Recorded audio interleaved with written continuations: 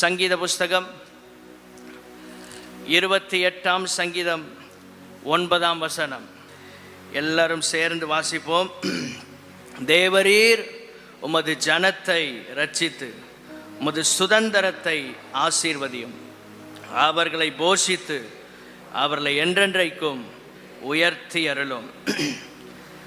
தேவரீர் உமது ஜனத்தை இரட்சித்து உமது சுதந்திரத்தை ஆசீர்வதி. எல்லாரும் சொல்லுங்க, உமது சுதந்திரத்தை ஆசீர்வதியும். வலது கரத்தை உயர்த்தி எல்லாரும் சொல்லுவோம், ஆண்டவரே தேவரீர் உம்முடைய சுதந்திரத்தை ஆசீர்வதியும். பரலோக தகப்பனே, எங்களோடு பேசும்.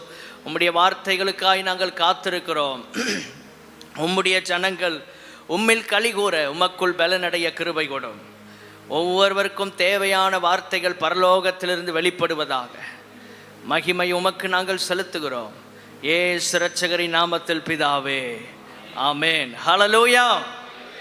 உமது சுதந்திரத்தை ஆசீர்வதியும். ஸ்தோத்திரம். தேவன் நமக்கு தந்த ஏராளமான ஆசீர்வாதங்கள். ஸ்தோத்திரம். சுதந்திரங்கள் இதை கர்த்தர் ஆசீர்வதிக்கணும். பைபிளில் சொல்லப்பட்டிருக்கிறது, பிள்ளைகள் கர்த்தரால் வரும் சுதந்திரம். ஏராளமான சுதந்திரங்களை வேதத்திலே நாம் கர்த்தர் நமக்கு வாக்கு பண்ணி இருக்கிறதை காண முடியும். இந்த சுதந்திரத்தை எல்லாம் கர்த்தர் ஆசீர்வதிக்கணும். அப்போதான் கர்த்தருடைய பாதுகாப்பு அதில் இருக்கும். தேவரீர் உமது ஜனத்தை இரட்சித்து உமது சுதந்திரத்தை ஆசீர்வதியும். தேவன் நமக்கு தந்த சுதந்திரத்தை அவர் ஆசீர்வதிக்க விரும்புகிறார். 125ஆம் சங்கீதம் 3ஆம் வசனத்தில் வாசிக்கும் போது அங்கே சொல்லப்பட்டிருக்கிறது. 125ஆம் சங்கீதம் 3ஆம் வசனத்தில், ஆகாமியத்தின் கொடுங்கோல் நீதிமான்களுடைய சுதந்திரத்தின் மேல் நிலைத்திராது. ஸ்தோத்திரம். ஆகாமியத்தின் கொடுங்கோல், சாத்தானுடைய கொடுங்கோல், அது நம்ம மேலே நிலைத்திராதபடி கர்த்தர் நம்முடைய சுதந்திரத்தை ஆசீர்வதிக்கிறார். ஹல்லேலூயா. நமக்கு தேவன் தந்த சுதந்திரத்தை கர்த்தர் காப்பாற்றுகிறார். 16ஆம் சங்கீதம் 5ஆம் வசனத்திலே நாம் இவ்விதமாய் வாசிக்கிறோம், கர்த்தர் என் சுதந்திரமும் என் பாத்திரத்தின் பங்குமானவர். என் சுதந்திரத்தை தேவரீர் காப்பாற்றுகிறீர். ஆண்டவர் தான் நம்முடைய சுதந்திரத்தை ஆசீர்வதிக்கிறார், காப்பாற்றுகிறார். ஹல்லேலூயா. ஒவ்வொரு நாளும் தேவன் நமக்கு தந்த சுதந்திரத்தை பாதுகாக்கிறவர் நம்முடைய தேவன், காப்பாற்றுகிறவர் நம்முடைய தேவன். கர்த்தருக்கு மகிமை உண்டாவதாக. 6ஆம் வசனம், 16ஆம் சங்கீதம் 6ஆம் வசனத்தில், சிறப்பான சுதந்திரம் எனக்கு உண்டு என்று சொல்லப்பட்டிருக்கிறது. தேவனுடைய பிள்ளைகளே, உங்களுக்கும் எனக்கும், ரட்சிக்கப்பட்ட தேவனுடைய பிள்ளைகளுக்கு ஆண்டவர் சிறப்பான சுதந்திரத்தை வைத்திருக்கிறார். வலது கரத்தை உயர்த்தி ஒரு அல்லேலூயா சொல்லலாமா?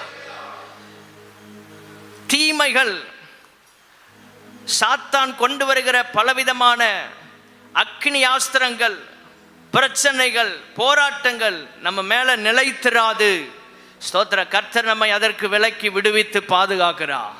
ஹல்லேலூயா. ஆகாமியத்தின் கொடுங்கோல் நம் மேல் நிலைத்திராது. நம்முடைய சுதந்திரத்தை தேவன் காப்பாற்றுகிறார். ஹல்லேலூயா. அவர் அதை ஆசீர்வதிக்கிறார். உங்கள் பிள்ளைகளை கர்த்தர் ஆசீர்வதிக்கணும்.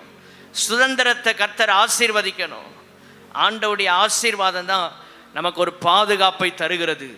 யாக்கோபை கர்த்தர் ஆசீர்வதித்தார், அவனுக்கு ஒரு பாதுகாப்பு இருந்தது. இரு பரிவாரங்களோடு வரும்போது ஏசாவை சந்திக்க பலன் இல்லை, தைரியம் இல்லை. அந்த இரவில் யாப்போக்கு நதி எண்டையில் ஜெபம் பண்ணி கர்த்தருடைய ஆசீர்வாதத்தை பெற்றுக்கொண்ட போது ஆண்டவர் அவன் சுதந்திரத்தை பாதுகாத்தார், சுதந்திரத்தை காப்பாற்றி கொடுத்தார். ஹல்லேலூயா.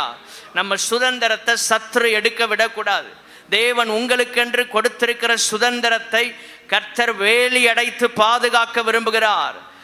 கர்த்தருக்கு மகிமை உண்டாவதாக. 68ஆம் சங்கீதம் 9ஆம் வசனத்திற்கு வரும்போது, தேவனே சம்பூரண மழையை பெய்ய பண்ணினீர், இளைத்து போன உமது சுதந்திரத்தை திடப்படுத்தினீர். இது தாவீதினுடைய அறிக்கை. இளைத்து போன சுதந்திரம். ஸ்தோத்திரம். இதை திடப்படுத்துவது எப்படி? அதுக்கு தான் ஆண்டவர் சம்பூர்ணமான மழையை பெய்ய பண்ணுகிறார். சம்பூர்ணமான மழை பெய்கிறது எதற்காக? இளைத்து போன சுதந்திரத்தை ஆண்டவர் திடப்படுத்துவதற்கு. இன்றைக்கு உங்கள் சுதந்திரங்கள் இளைத்து போன நிலையில், ரொம்ப களைத்து போய், பல பிரச்சனைகளை கண்டு துவண்டு போய், நொறுங்கி போய் இருக்கிறீங்களா? இன்னைக்கு ஆண்டவர் திடப்படுத்த விரும்புகிறார். ஹல்லேலூயா. உங்க சுதந்திரத்தை ஆண்டவர் திடப்படுத்த விரும்புகிறார். அதற்காகவே ஆண்டவர் வானத்திலிருந்து சம்பூர்ண மழையை பெய்ய பண்ணுகிறார். சாதாரண மழை அல்ல, மழை என்று சொல்லப்பட சம்பூர்ணமான மழை உங்க சுதந்திரத்தை திடப்படுத்தி கொடுப்பார். நிலை நிற்குமா? நிலைத்திருக்குமா? கவலைப்படாதீங்க, திடப்படுத்தி கொடுக்கிற தேவன். ஹல்லேலூயா. கர்த்தருடைய கரம் உங்க சுதந்திரங்களை திடப்படுத்துகிறது. எதை குறித்து பயந்து போய் இந்த காலை நேரத்தில் வந்திருக்கிறீங்க? இந்த சுதந்திரத்தை இழந்து விடுவேனா? இளைத்து போன நமது சுதந்திரம், அதையெல்லாம் திடப்படுத்துகிறதுக்கு தான் பரிசுத்த ஆவியானவர் நம்ம மேலே ஊற்றப்படுகிறார். அந்த வானத்திலிருந்து சம்பூர்ணமான மழை பெய்யப்படுகிறது. எதற்காக? நம்முடைய சுதந்திரத்தை திடப்படுத்த. ஹல்லேலூயா. கரங்களை உயர்த்தி ஒரு அல்லேலூயா சொல்லலாமா? ஆண்டவருடைய கிருபை நம்மோடு கூட இருக்கிறது. சுதந்திரத்தின் ஆசீர்வாதங்கள் இன்னைக்கு ஆண்டவர் நமக்கு கொடுக்க விரும்புகிறார். ஏராளமான சுதந்திரங்கள் வேதத்தில் சொல்லப்பட்டிருக்கிறது. ஒரு 7 குறிப்புகளை இன்றைக்கு நாம் தியானிக்க போகிறோம். கர்த்தருக்கு மகிமை உண்டாவதாக. தேவன் நமக்கென்று வைத்திருக்கிற ஆசீர்வாதங்கள், இந்த சுதந்திரத்தை ஆசீர்வதிக்கிறார், காப்பாற்றுகிறார். தீமைகள், சாத்தானின் கொடுங்கோல் இதில் நிலைத்திராதபடி கர்த்தர் வேலி அடைக்கிறார். இளைத்து போன சுதந்திரத்தை திடப்படுத்துகிறார். ஹல்லேலூயா. இந்த சுதந்திரத்தின் ஆசீர்வாதங்களை நாம் காண வேண்டும்.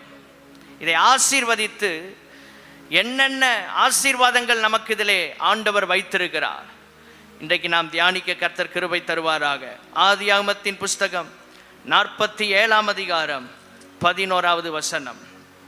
ஆதியாகமம் 47:11 சேர்ந்து வாசிக்க போகிறோம். பார்வோன் கட்டளையிட்டபடியே யோசேப்பு தன் தகப்பனுக்கும் தன் சகோதரருக்கும் எகிப்து தேசத்திலே நல்ல நாடாகிய ராமசேஸ் என்னும் நாட்டிலே சுதந்திரம் கொடுத்து அவர்களை குடியேற்றினான். எங்க சுதந்திரம் கொடுத்திருக்கிறான் யோசேப்பு? ராம்சேஸ், கோசேன் நாடு. இங்கே அவர்களுக்கு எகிப்திலேயே நல்ல இடம், சிறப்பான இடத்துல ஆண்டவர் சுதந்திரத்தை கொடுக்கிறார். ஹல்லேலூயா. ஆண்டவர் உங்களுக்கு தருகிற ஆசீர்வாதங்கள் சிறப்பான இடத்துல தருவார்.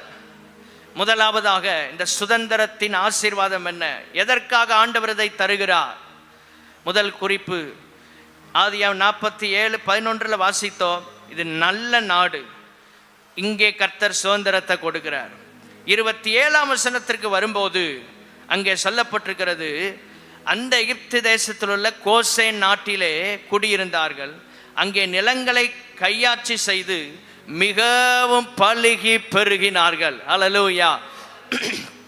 ஆண்டவர் நமக்கு தருகிற சுதந்திரம் எதற்காக? இந்த ஆசீர்வாதம், சுதந்திரத்தின் ஆசீர்வாதத்தை ஏன் தருகிறார்?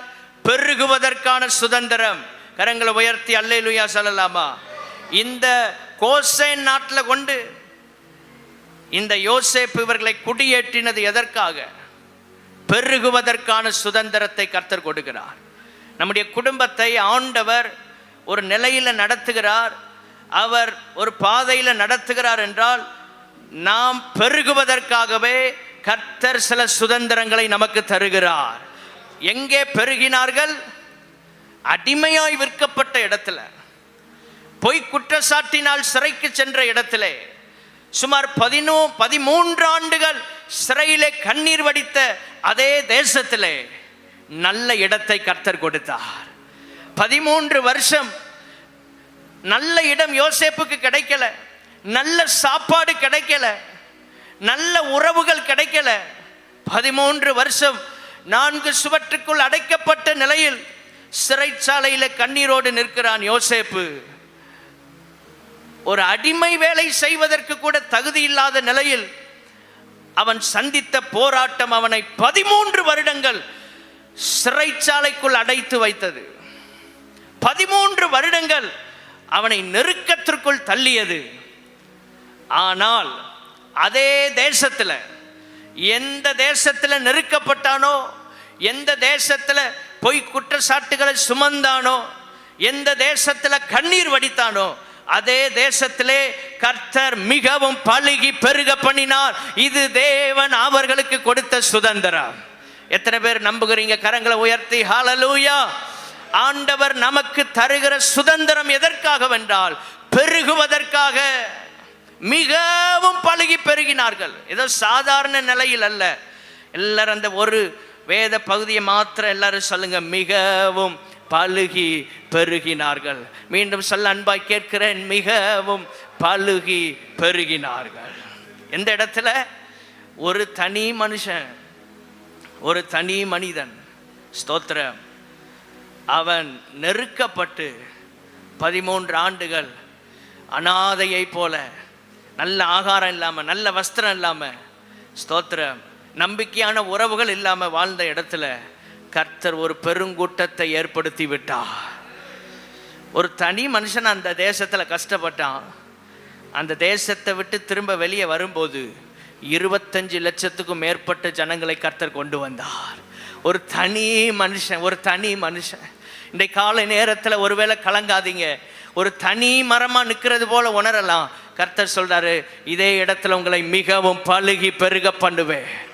இது கர்த்தர் உங்களுக்கென்று கொடுக்கிற சுதந்திரம். ஹல்லேலூயா.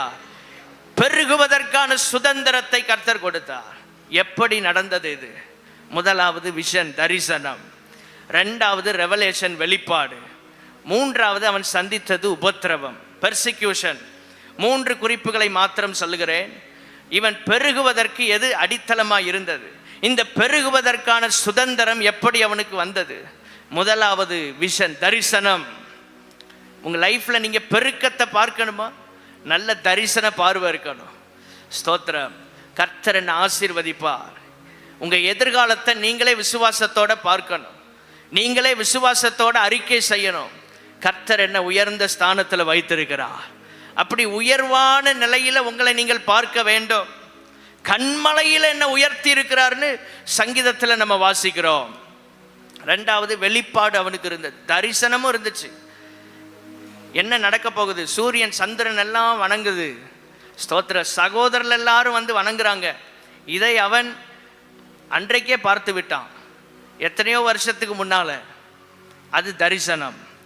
ரெண்டாவதாக பார்வோன் கண்ட சொப்பனத்துக்கு அர்த்தத்தை சொல்லுகிறான். அது வெளிப்பாடு, ரெவலேஷன் அவனுக்கு இருந்து.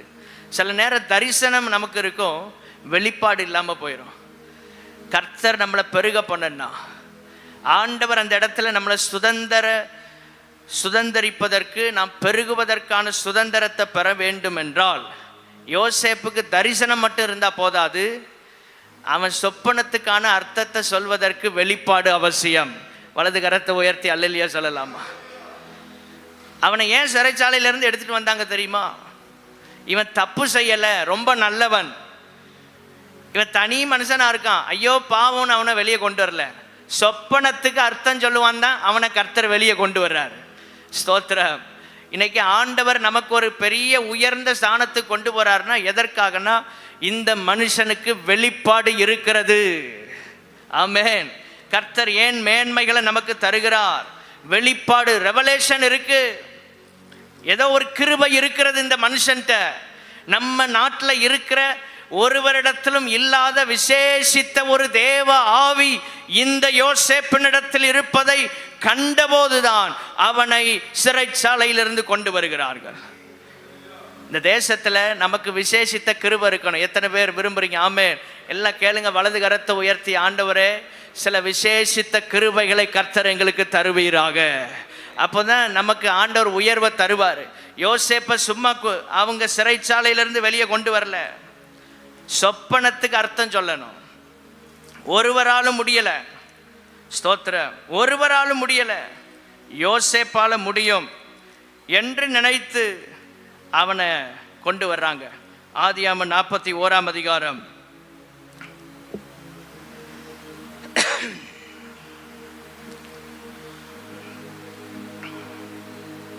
ஸ்தோத்திரம். அங்கே 41 அதிகாரத்தில் அவன் சொப்பனம் கண்டு ரொம்ப கலங்கி போய் நிற்கிறான். ஸ்தோத்திரம். அப்பொழுதுதான் 14 வசனத்தில், ஆதியாகமம் 41:14 பாருங்க. அப்பொழுது பார்வோன் யோசேப்பை அழைப்பித்தான்.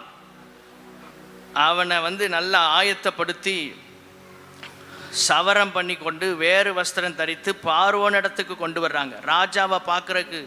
ஸ்தோத்திரம். அவனை ஆயத்தப்படுத்தி கொண்டு வர்றாங்க. சிறைச்சாலையின் வஸ்திரம் அல்ல, நல்ல வஸ்திரம். ராஜாவை பார்க்க வர்றோம். ஆலயத்துக்கு எப்படி வரணும்னா நல்ல வஸ்திரங்களை தரித்து வரணும். ஒரு அல்லேலூயா சொல்லுங்க. நல்ல ட்ரெஸ் நீட்டாக அணிஞ்சிட்டு வரணும். இருக்கிறதுலே நல்ல ஆடைகள். ஒரு ஆஃபீஸுக்கு போகிறோன்னா எப்படி போகிறோம்? எவ்வளோ நீட்டாக போவோம். ஒரு தலைவரை பார்க்க போகிறோம், ஒரு சீஃப் மினிஸ்டரை பார்க்க போகும்போது எப்படி போவோமோ அது மாதிரி நல்ல இருக்கிறதுல நல்ல ஆடைகள். ஸ்தோத்திரம். ஆமென். ஆண்டவர் நமக்கு தந்திருக்கிறார் வேறு வஸ்திரம். எல்லாரும் சொல்லுங்க, என்ன வஸ்திரம்? ஆலயத்துக்கு வரும்போது வீட்டில் இருந்த மாதிரி வஸ்திரத்தை உடுத்திட்டு வர முடியாது. வேறு வஸ்திரம் என்று சொல்லப்பட்டிருக்கு. ராஜாவை பார்க்க வருகிறோம், இயேசுவை பார்க்க வருகிறோம். அப்போ இயேசுவுக்கு ஒரு கனத்தை கொடுக்கிறோம். ஒரு அல்லேலூயா சொல்லுங்க. நம்ம நல்லா நீட்டாக ட்ரெஸ் பண்ணிட்டு வர்றதே அவருக்கு கனம் கொடுக்கறதுக்கு தான். ஆமென். நம்ம நல்லா எவ்வளோ நீட்டாக பண்ணிட்டு வரோன்னு மற்றவங்க பார்க்குறதுக்கு இல்லை, இயேசுவை கனம் பண்ணுவதற்கு. எல்லாரும் சொல்லுங்கள், இயேசுவை. அப்போ அவருக்கு முன்னால் எப்படி நிற்கணும் அதெல்லாம் பைபிள் நமக்கு கற்றுக் கொடுக்கிறது. வேறு வஸ்திரம், நல்ல நீட்டான ட்ரெஸ். வீட்டில் நம்ம நைட் ட்ரெஸ்ஸில் தான் இருப்போம். அந்த மாதிரி ஆலயத்துக்கு வர முடியாதுல்ல. ஆலயத்துக்கு ரொம்ப நல்ல நீட்டாக. ஸ்தோத்திரம். தேவனை கனம் பண்ணும் விதத்தில் நாம் வரும்போது கர்த்தர் நம்மளை ஆசீர்வதிக்கிறார். கரங்களை உயர்த்தி ஒரு அல்லேலூயா சொல்லலாமா? எத்தனை பேர் ஒத்துக்கொள்றீங்க? ஒரு அல்லேலூயா சொல்லலாமா? ஸ்தோத்திரம். வேறு வஸ்திரம் தரித்து அவனை ஆயத்தப்படுத்தி கொண்டு ராஜாவுக்கு முன்னால் நிறுத்துறாங்க. கர்த்தருக்கு ஸ்தோத்திரம் உண்டாவதாக. அப்போ பார்வோன் யோசேப்புக்கு சொல்றான், ஒரு சொப்பனம் கண்டு அந்த அர்த்தத்தை சொல்ல ஒருவராலும் முடியலை. ஒரு சொப்பனத்தை கேட்டால் அதன் அர்த்தத்தை நீ சொல்லுவ அப்படின்னு உன்னை பற்றி நான் கேள்விப்பட்டேன். பானபாத்திரக்காரன் தலைவன் சொல்லிட்டான். இப்போ தான் எனக்கு ஞாபகம் வருது, நான் ஒரு பெரிய குற்றம் பண்ணிட்டேன், மறந்துட்டேன் அப்படிங்கிறான். ஸ்தோத்திரம். அப்போ ராஜா எதற்காக யோசேப்பை அழைக்கிறான்னா, இவனிடத்துல வெளிப்பாட்டின் ஆவி இருக்கு. இந்த தேசத்தில் கர்த்தர் உங்களை உயர்ந்த ஸ்தானத்துக்கு கொண்டு போறனா உங்களிடத்துல சில விசேஷித்த கிருபைகளை கர்த்தர் வைத்திருக்கிறார். இந்த ப்ராஜெக்டை இவங்களால தான் செய்ய முடியும், வேற யாராலையும் முடியாதுன்னு உங்களை மேல் அதிகாரிகள் அழைக்கக்கூடிய அளவில், தலைவர்கள் அழைக்கக்கூடிய அளவில் கர்த்தர் உங்களுக்குள்ள இப்படிப்பட்ட விசேஷித்த அபிஷேகத்தை கர்த்தர் வைப்பாராக. ஆமென். இவரை தவிர வேற யாராலையும் செய்ய முடியாது. யோசேப்பை தவிர உலகத்தில் அன்னைக்கு அவன் கண்ட சொப்பனத்துக்கு அர்த்தம் சொல்ல ஒரு மனுஷனும் இல்லை. ஒரு அல்லேலூயா சொல்லுங்க. ஒரு மனுஷனும் இல்லை, உலகத்திலேயே இல்லை. எகிப்தில் மட்டும் இல்லை, உலகத்திலேயே இல்லை. எந்த மனுஷன் தவிர்க்கப்பட்ட நிலையில், புறக்கணிக்கப்பட்ட நிலையில் சிறைச்சாலையில் இருந்தானோ சில வருஷத்துக்குள்ள தவிர்க்க முடியாத ஒரு இடத்திற்கு கர்த்தர் அவனை கொண்டு வருகிறார். ஆமென். மனிதர்கள் உங்களை புறக்கணிக்கலாம், உங்களை வேண்டான்னு அவாய்ட் பண்ணலாம். ஆனால் தவிர்க்க முடியாத இடத்துல கர்த்தர் உங்களை ஒரு நாள் கொண்டு வந்து அழகு பார்க்க போகிறார். இது தேவன் உங்களுக்குள் வைத்திருக்கிற விசேஷித்த ஆவி, வெளிப்பாட்டின் ஆவி. கரங்களை உயர்த்தி அல்லேலூயா சொல்லலாமா? இந்த ஆவியை நாம் பெற்றுக்கொள்ள வேண்டும். ரெவலேஷன் அவனுக்கு இருந்துச்சு.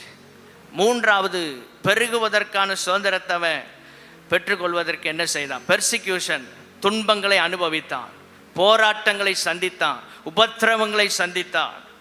இன்றைக்கும் நம்ம வாழ்க்கையில் ஒரு பெருக்கம் வரணும்னா சில போராட்டங்களை கடந்து தான் ஆகணும்.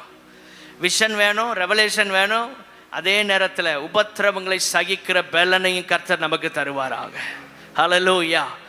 உபத்திரவங்களை சகித்தே ஆகணும். தேவனுக்காக நாம் நிற்கும்போது உபத்திரவங்கள் வரும், பாடுகள் வரும்.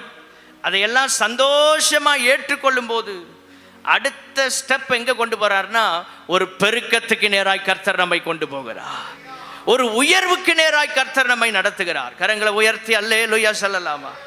ரெண்டாவது, கர்த்தர் நமக்கு தர்ற ஆசீர்வாதம் சுதந்திரத்தின் ஆசீர்வாதம் என்ன? லேவியராகமத்தின் புஸ்தகம் 20ஆம் அதிகாரம் 24ஆம் வசனம்.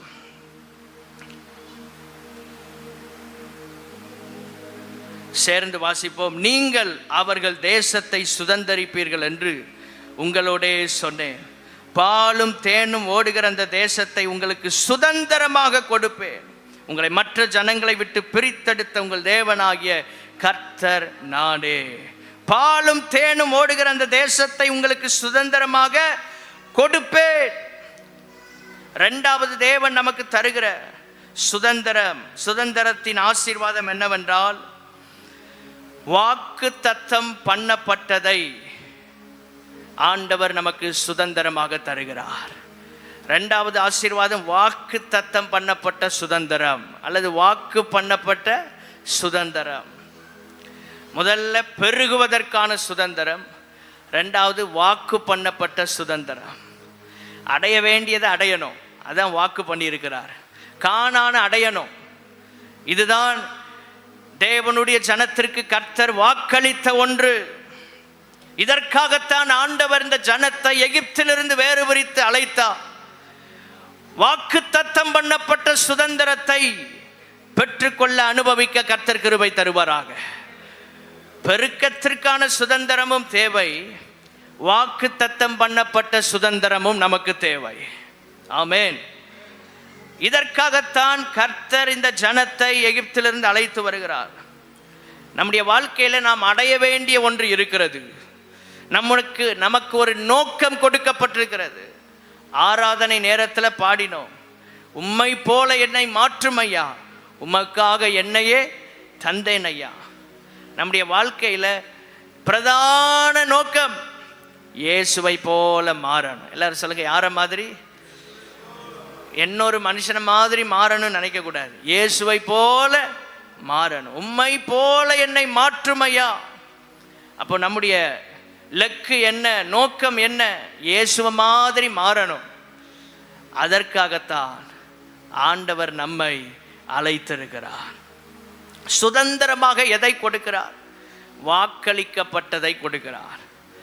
ஆண்டவர் உங்களுக்கு கொடுத்த வாக்கு தத்தங்களை நீங்கள் இந்த நாட்களில் சுதந்திரிக்க கர்த்தர் உதவி செய்வாராக. கர்த்தர் உங்களுக்கு கொடுத்த வாக்கு தத்தங்கள் எல்லாம் உண்மை உள்ளது. அது ஒரு நாளும் தவறி போகாது, பொய் சொல்லாது. தாமதித்தாலும் அதற்காக காத்திரு, அது நிச்சயம் நிறைவேறும். வாக்கு தத்தங்கள் எல்லாம் கர்த்தருக்குள் ஆம் என்றும் ஆமேன் என்றும் இருக்கிறது. அவைகளெல்லாம் நிறைவேறி கொண்டிருக்கிறது. எத்தனை வாக்கு தத்தங்களை கொடுத்தார், வாக்கு தத்தங்களை எழுதி வைத்திருக்கிறோம். வாக்கு தத்தம் நிறைவேறினதையும் எழுதி வைத்து நன்றி செலுத்த கர்த்தர் உதவி செய்வாராக. முடிந்து விட்டதென்று அல்ல, அவர் செய்தவைகளுக்காக தினமும் நன்றி செலுத்த வேண்டும், ஞாபகத்தில் வைக்க வேண்டும். இந்த ஆசீர்வாதம் சந்ததிக்கே கொடுக்கிற ஆசீர்வாதம், தலைமுறைகளுக்கு கொடுக்கிற ஆசீர்வாதம். பாலும் தேனும் ஓடுகிற அந்த தேசத்தை சுதந்திரமாக கொடுப்பேன். ஆசீர்வாதமான இடத்தை வாக்கு பண்ணுகிறார் தேவன். உங்களுக்கு வாக்கு தத்தம் பண்ணுகிறது ஆசீர்வாதமாக இருக்கும். ஹல்லேலூயா. கர்த்தர் உங்களுக்கு சுதந்திரமாக ஒன்றை கொடுக்கிறார் என்றால் அது ரொம்ப ஆசீர்வாதமாக இருக்கும். பைபிள் சொல்கிறது, கர்த்தருடைய ஆசீர்வாதமே ஐஸ்வர்யத்தை தரும், அதனோட அவர் வேதனையை கூட்டார். வேதனை இல்லாத ஆசீர்வாதம் தேவ சமூகத்தில் இருக்கிறது. பாலும் தேனும் ஓடுகிற தேசத்தை ஆண்டவர் சுதந்திரமாக கொடுக்கிறார். இதே லேவியராகமம் 20:24 வாசிக்கும் போது, வாக்கு பண்ணப்பட்ட சுதந்திரத்தை நாம் அடைய வேண்டும் என்றால், தேவன் நமக்கென்று வைத்திருக்கிற இடத்தை நாம் போய் சேர வேண்டும் என்றால், வாக்களிக்கப்பட்டதை சுதந்திரித்துக் கொள்வதற்கு நாம் என்ன செய்ய வேண்டும்?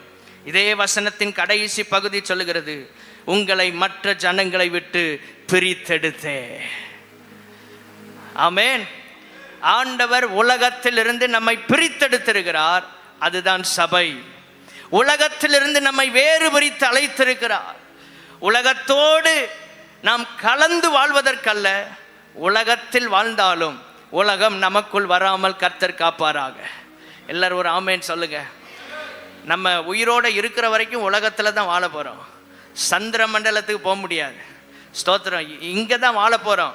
இந்த உலகம் நமக்குள்ள வரக்கூடாது. முழிரவு ஜெபத்தில் நினைக்கிறேன், உபவாச ஜெபத்தில் ஜெபித்தோம், ஆண்டவரே இந்த உலகத்திற்குள் நாங்கள் தாக்கத்தை ஏற்படுத்த வேண்டும்.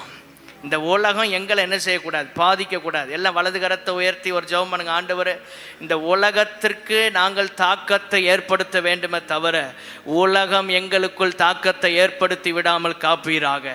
கர்த்தர் நம்மை மற்ற ஜனங்களை விட்டு பிரித்தெடுத்தார். அவங்கள வெறுக்கணும்னு அர்த்தம் இல்லை, அவர்களை நேசிக்கணும். ஆனால் அவர்களின் முறைமைகள் நமக்குள்ள வரக்கூடாது. ரட்சிக்கப்படுறதுக்கு முன்னால ஸ்தோத்திரம் அவிசுவாசிகளை போல நம்ம இருந்தோம், அவிசுவாசியாகவே இருந்தோம். ஆனால் அதே முறைமை ரட்சிக்கப்பட்ட பிற்பாடு நமக்குள் வராத ஒரு ஜீவியம் தான் பிரித்தெடுக்கப்பட்ட ஜீவியம். வலது கரத்தை உயர்த்தி அல்லேலூயா சொல்லலாமா? பிரித்தெடுக்கப்பட்ட ஜீவியம், வேறு பிரிக்கப்பட்ட ஜீவியம். அப்படின்னா உலகத்துக்கும் நமக்கும் ஒரு வித்தியாசம் இருக்கிறது என்று அர்த்தம். நமக்கும் உலகத்துக்கும் வித்தியாசம் இருக்க வேண்டும். எங்க போனாலும் எந்த இடத்துலையும் நம்ம தேவனுடைய பிள்ளை என்கிற ஒரு நிலையில் இருக்க வேண்டும். ஹல்லேலூயா. ஆலயத்தில் இருந்தால் நம்ம தேவ பிள்ளைகள்னு தெரியும், வெளியில போனா வித்தியாசம் தெரிகிறதா? அதைத்தான் ஆண்டவர் விரும்புகிறார். மற்ற ஜனங்களை விட்டு பிரித்தெடுத்தார். ஆலயத்துக்குள்ள மட்டும் இல்லை, எல்லா இடத்துலையும் ஆண்டவர் நம்மை பிரித்தெடுத்து வைத்திருக்கிறார். கரங்களை உயர்த்தி ஒரு அல்லேலூயா சொல்லலாமா? எந்த இடத்துக்கு போனாலும் நமக்கு ஒரு தனித்துவத்தை ஆண்டவர் கொடுத்திருக்கிறார். ஸ்தோத்திரம். தனித்துவம். தனித்துவம்னா ஸ்தோத்திரம் எதற்கும் அடங்காததல்ல. சிக்னல் இருக்குன்னா ரெட்டு விழுந்தா நம்ம பாட்டுக்கு போயிட்டு இருக்கக்கூடாது. தனியாக நம்ம வண்டி மட்டும் போகக்கூடாது. எல்லாரும் நிற்காங்க, நான் இப்படி தான் போவேன். அந்த தனித்துவம் அல்ல. ஸ்தோத்திரம். அது சுதந்திரத்தையே பாழாக்குகிறது, மிஸ்யூஸ் பண்ணுவது. சுதந்திர நாடு இந்தியா, அதனால் நான் எப்படினாலும் இருப்பேன்னு சொல்ல முடியுமா? ஸ்தோத்திரம். அப்படி அல்ல. சில சட்ட திட்டங்கள் இருக்கிறது, அதுக்கு கீழ்ப்படிந்து ஆக வேண்டும். மேலான அதிகாரத்துக்கு என்ன செய்யணும்? கீழ்ப்படியணும்னு பைபிள் சொல்லுகிறது. சுவிசேஷத்தை அறிவிக்காம விடுங்கன்னா மட்டும் கீழ்ப்படியக்கூடாது. தேவனை ஆராதிக்க வேண்டாம், சர்ச்சுக்கு போக வேண்டாம்னா அதுக்கு கீழ்ப்படிய முடியாது. ஏன்னா அது நம்ம ரத்தத்தோட கலந்துருக்கு. உயிர் வாழ்வதே சபையினால தான், உயிரோட இருப்பதே இயேசுவின் ரத்தத்தினால தான். ஆமென். மற்ற எல்லா காரியத்துக்கும் கீழ்ப்படியணும். வரி செலுத்தணும்னா கண்டிப்பாக டேக்ஸ் கட்டியே ஆகணும். கவர்மெண்ட்டை ஏமாற்றக்கூடாது. ஸ்தோத்திரம். மனுஷனை ஏமாற்றக்கூடாது. என்னென்ன செய்யணுமோ சட்ட திட்டங்களுக்கு உட்பட்டு இருக்கணும். பிரித்தெடுக்கப்பட்ட ஜீவியம். உலகத்தில் மனிதர்கள் ரட்சிக்கப்படாதவங்க சட்டத்தில் குறுக்கு வழி ஓட்டையை கண்டுபிடிப்பாங்க. அது மாதிரி நம்ம இராதபடி எல்லா இடத்துலையும் தேவனுடைய பிள்ளைகள் என்பதை நிரூபிக்க கர்த்தர் உதவி செய்வாராக. வலது கரத்தை உயர்த்தி ஒரு அல்லேலூயா சொல்லலாமா? தேவன் நமக்கு வாக்களிக்கப்பட்ட சுதந்திரத்தை நாம் பெறுவதற்கு இரண்டாவதாக யோசுவாவின் புஸ்தகம் 14ஆம் அதிகாரம் 9ஆம் வசனம். யோசுவா 14:9. அந்நாளிலே மோசே, நீ என் தேவனாகிய கர்த்தரை உத்தமமாய் பின்பற்றினபடியினால் உன் கால் மிதித்த தேசம் உனக்கும் உன் பிள்ளைகளுக்கும் என்றைக்கும் சுதந்திரமாயிருக்க கடவது என்று சொல்லி ஆணையிட்டார். ஹல்லேலூயா. காலேப் இந்த சாட்சியை யோசுவாவோடு சொல்லுகிறான். மோசே எனக்கு கொடுத்த இடம், ஸ்தோத்திரம், இதெல்லாம் உனக்கு சுதந்திரமா இருக்கட்டும். எப்ரோனை கொடுக்கிறான். ஏன்? எதற்காக இந்த சுதந்திரம்? இந்த சுதந்திரத்தை, வாக்களிக்கப்பட்ட இந்த சுதந்திரத்தை பெற்றுக்கொள்வது எப்படி? இரண்டாவது குறிப்பு, உத்தமமான ஜீவியம். முதலாவது சொன்னேன், பிரித்தெடுக்கப்பட்ட ஜீவியம். இரண்டாவது உத்தமமான வாழ்க்கை. இதுதான் ஆண்டவர் நம்மிடத்தில் எதிர்பார்க்கிறார். உத்தம குணம். யோபு குறித்து சொல்லப்பட்டிருக்கிறது, அவன் இன்னும் உத்தமத்தில் எப்படி இருக்கிறான்? உறுதியாயிருக்கிறான். எல்லாரும் ஒரு ஆமேன் சொல்லுங்க. உத்தமத்தில் உறுதியாய் இருக்க கர்த்தர் கிருபை தருவாராக. ஆமென். உத்தமத்தில் உறுதியா இருந்தா உறுதியா சொல்லிடலாம், கர்த்தர் வாக்களிக்கப்பட்ட ஆசீர்வாதத்தை உங்களுக்கு கொடுப்பார். கர்த்தர் வாக்கு பண்ணினதை உங்களுக்கு நிச்சயம் கொடுப்பார். சுதந்தரிப்பீர்கள், அதுல எந்த சந்தேகமும் இல்லை. ஆண்டவர் சொன்னதை நிச்சயமாய் செய்வார். யோசுவா 15ஆம் அதிகாரம் 13ஆம் வசனத்துல காலேபுக்கு யோசுவா சொல்றான், கர்த்தர் கட்டளையிட்டபடி ஏனாக்கின் தகப்பனாகிய அர்பாவின் பட்டணமான எப்ரோனை யூதா புத்திரரின் நடுவே பங்காக கொடுத்தார். இவன் கேட்டபடி அவனுக்கு கிடைக்குது. காரணம் என்ன? உத்தம குணம். ஸ்தோத்திரம். ஆண்டவர் வாக்கு பண்ணினதை நீங்க கிளைம் பண்ணணும். வாக்கு தத்தத்தை என்ன செய்யணும்? உரிமையாக்க வேண்டும். எல்லாரும் சொல்லுங்க, வாக்கு தத்தத்தை உரிமையாக்க வேண்டும், கிளைம் பண்ணணும். ஜெபம் பண்ண, ஆண்டவரே இந்த வசனத்தை வாக்கு தத்தமா கொடுத்தீர், என் வாழ்க்கையில் இதை நிறைவேற்றும். ஒரு அல்லேலூயா சொல்லலாமா? ஸ்தோத்திரம். மோசே சொன்னதை இந்த காலேப் கிளைம் பண்றான், யோசுவா அவனுக்கு கொடுக்கிறான். ஆமென். ஆண்டவர் சொன்னதை வசனத்தில் கையை வச்சு ஜெபம் பண்ணி கிளைம் பண்ணுங்க, ஆண்டவர் உங்களுக்கு அப்படியே செய்வார். இந்த வசனத்தில் கை வச்சு ஜெபிங்க, தேவனுடைய வார்த்தையில் விரலை வைத்து ஜெபிங்க. ஒரு பவர் இருக்கு, வல்லமை இருக்கு. ஹல்லேலூயா. அவர் சொன்னதை அப்படியே செய்து முடிப்பார். ஹல்லேலூயா.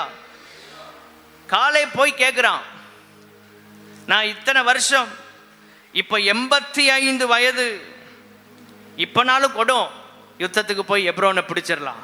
ஹல்லேலூயா. மலை நாட்டை எனக்கு தாரும். யோசுவா 14:12 சொல்லுகிறான், கர்த்தர் என்னோடு இருப்பார் என்றால் சத்துருக்களை கர்த்தர் சொன்னபடியே நான் துரத்தி விடுவேன். கர்த்தர் சொல்லி இருக்கிறாரு. வயசு 85 ஆனாலும் கர்த்தர் சொன்னதுனால நான் அதை கிளைம் பண்ண எனக்கு உரிமை இருக்கிறது. நம்ம நினைக்கலாம், வருஷம் போயிருச்சே, வாக்குத்தத்தம் கொடுத்தது உண்மைதான் ஆண்டவரே, ஆனா நிறைவேறுதலை பார்க்கறதுக்கு வயது இல்லையே, வயசாகிட்டே போகுது. கிளைம் பண்ணுங்க. காலேபுக்கு 85 வயது, இப்போ கிளைம் பண்றான் யோசுவாட்ட சொல்லி. மோசே சொன்னாரு, எனக்கு இதை தாரோம், கர்த்தர் சொன்னபடி. அதான் அந்த வசனத்துல முக்கியமான ஒன்று. யோசுவா 14:12 கர்த்தர் என்னோடு இருப்பாரானால் கர்த்தர் சொன்னபடி அவர்களை துரத்தி விடுவேன். சத்துருக்களை துரத்துறது எப்படி? கர்த்தர் சொல்லி இருக்கிறாரு. அதனால எனக்கு ஒரு தைரியம் இருக்கு, விசுவாசம் இருக்கு, அது நிறைவேறும். ஆமென். எத்தனை வருஷம் ஆனாலும் எவ்வளவு வயதானாலும் கர்த்தர் சொன்ன வாக்கு தத்தத்தை நிறைவேறுதலை நீங்கள் கண்ட பிற்பாடே மகிழ்ச்சியோடு கர்த்தரை துதிப்பீர்கள். ஹல்லேலூயா. ஸ்தோத்திரம். ஆண்டவரே, முதிர் வயதிலும் நீர் என்னை தள்ளிவிடாமல் பாதுகாக்கணும் சங்கீதக்காரன் ஜெபிக்கிறான். என்னை கைவிடாதிரும். முதிர் வயதில் கனி தந்து புஷ்டியும் பசுமையுமாய் இருப்பார்கள். கரங்களை உயர்த்தி மீண்டும் ஒரு அல்லேலூயா சொல்லலாமா? உத்தம குணம். மூன்றாவதாக ஸ்தோத்திரம். ரெண்டாவது குறிப்பில் இதெல்லாம் ஒரு சப் பாயிண்டாக சொல்லிட்டு இருக்கேன். மூன்றாவதாக, தேவன் நமக்கு வாக்கு பண்ணப்பட்ட சுதந்திரத்தை நாம் அடைவதற்கு எபிரேயர் 11:8 எபிரேயர் 11:8 சேர்ந்து வாசிப்போம். விசுவாசத்தினாலே ஆபிரகாம் தான் சுதந்திரமாக பெறப்போகிற இடத்திற்கு போகும்படி அழைக்கப்பட்ட போது கீழ்ப்படிந்து தான் போகும் இடம் இன்னதென்று அறியாமல் புறப்பட்டு போனான். எல்லாரும் சொல்லுங்க, கீழ்ப்படிந்தான். அப்போ வாக்கு பண்ணப்பட்ட சுதந்திரத்தை பெறுவதற்கு மூன்றாவது நமக்கு தேவை கீழ்ப்படிதல். ஹல்லேலூயா. ஆண்டவர் பேசும்போது, கர்த்தர் உங்களோட இடைப்படும் போது உடனே கீழ்ப்படிஞ்சிருங்க. யோசிக்கவே வேண்டாம், கர்த்தர் தான் பேசுகிறாரா அப்படின்லாம் யோசனை அதில் டைம் போயிட்டே இருக்கும். வாக்குத்தத்தம் உங்களுக்காக வெயிட் பண்ணிகிட்டே இருக்கும். ஆபிரகாமுக்காக ஆண்டவர் சொன்ன எல்லா ஆசீர்வாதமும் வெயிட் பண்ணுது. எத்தனை வருஷம்? 25 வருஷம் ஆயிடுச்சு. பெரிய ஜாதியாக்குவேங்கிறாரு. 25 வருஷம். இவன் நல்ல உருவாய் வர்றதுக்கு 25 வருஷம். 75 வயதில் கீழ்ப்படிந்து வருகிறான். 100 வயதில் தான் அற்புதமே நடக்கிறது. ஸ்தோத்திரம். ஆகவே கீழ்ப்படிய தாமதமானால் அற்புதங்களும் தாமதமாகும். எல்லாரும் சொல்லுங்க, கீழ்ப்படிதல் தாமதமானால் அற்புதமும் தாமதமாகும். மீண்டும் ஒரு விஷயம் எல்லாரும் சொல்லுவோம், கீழ்ப்படிதல் தாமதமானால் அற்புதமும் தாமதமாகும். இதுதான் சீக்ரெட். கிறிஸ்தவ வாழ்க்கையில் நம்ம அறிந்து கொள்ள வேண்டியது அதான். கர்த்தர் பேசினார்னா உடனே கீழ்ப்படிஞ்சிடணும். திரும்ப ஜெபம் பண்ணி எல்லாம் பார்க்க வேண்டாம்.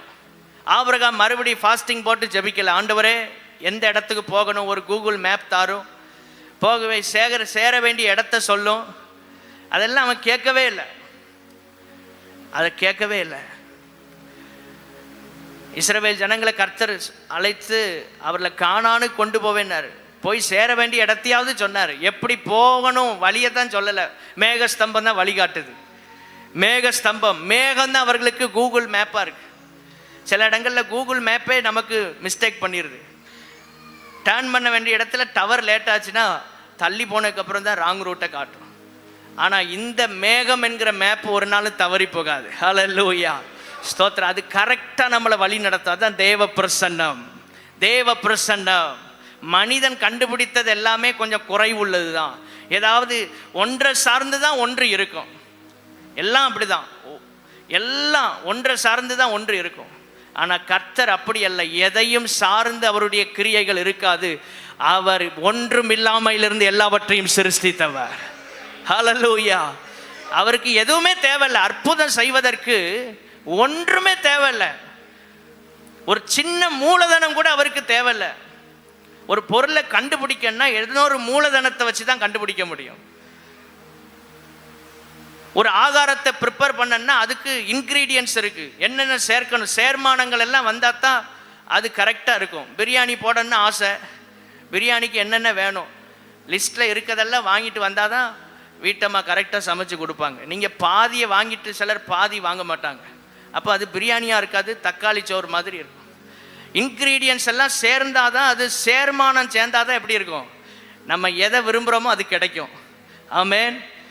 அது மாதிரி தேவனுடைய பிள்ளைகளே, ஸ்தோத்திரம், தேவனுடைய வார்த்தைக்கு நம்ம உடனே கீழ்ப்படியும் போது அற்புதங்களை பெற்றுக்கொள்ள முடியும். ஆமென், ஸ்தோத்திரம். உடனே கீழ்ப்படியணும். யோசிக்கவே தேவையில்லை, காத்திருக்கவே தேவையில்லை. கர்த்தர் உங்களுக்கு செய்ய வேண்டியதை செய்யணும். நாம் அவருக்கு செய்ய வேண்டியதை செய்ய கர்த்தர் உதவி செய்வாராக. வலது கரத்தை உயர்த்தி எல்லாரும் ஒரு அல்லேலூயா சொல்லலாமா? எங்கே போகணுன்னே தெரியாது, ஆனால் புறப்பட்டு போயிட்டே இருக்கான். அதான் ஆபிரகாம். இப்படிப்பட்ட மனுஷனை கர்த்தர் ஆசீர்வதிக்காமல் இருப்பாரா? இப்படிப்பட்ட ஒரு மனுஷன் விசுவாசிகளின் தகப்பன்னு பேர் வந்துருச்சு. இவ்வளோ பெரிய ஸ்தானத்தை கர்த்தர் கொடுக்கிறார். காரணம் என்ன? கீழ்ப்படிந்தான். எல்லாரும் சொல்லுங்க, என்ன செய்தான்? வேற ஒன்றும் பெருசாக செய்யலை, கீழ்ப்படிந்தான். ஆண்டவர் நம்மகிட்ட வேற எதையும் கேட்கல. கீழ்ப்படிதல் இருந்தால் போதும், எல்லாமே ஆசீர்வாதமாக இருக்கும்.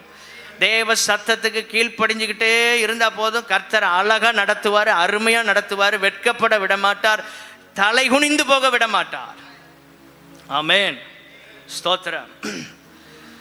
கர்த்தருக்கு மகிமை உண்டாவதாக. மூன்றாவதாக தேவன் நமக்கு தர சுதந்திரத்தின் ஆசீர்வாதம் என்ன? நீதிமொழிகளின் புஸ்தகம் 19ஆம் அதிகாரம் 14ஆம் வசனம். எல்லாரும் எடுத்து சேர்ந்து வாசிப்போம். 19:14.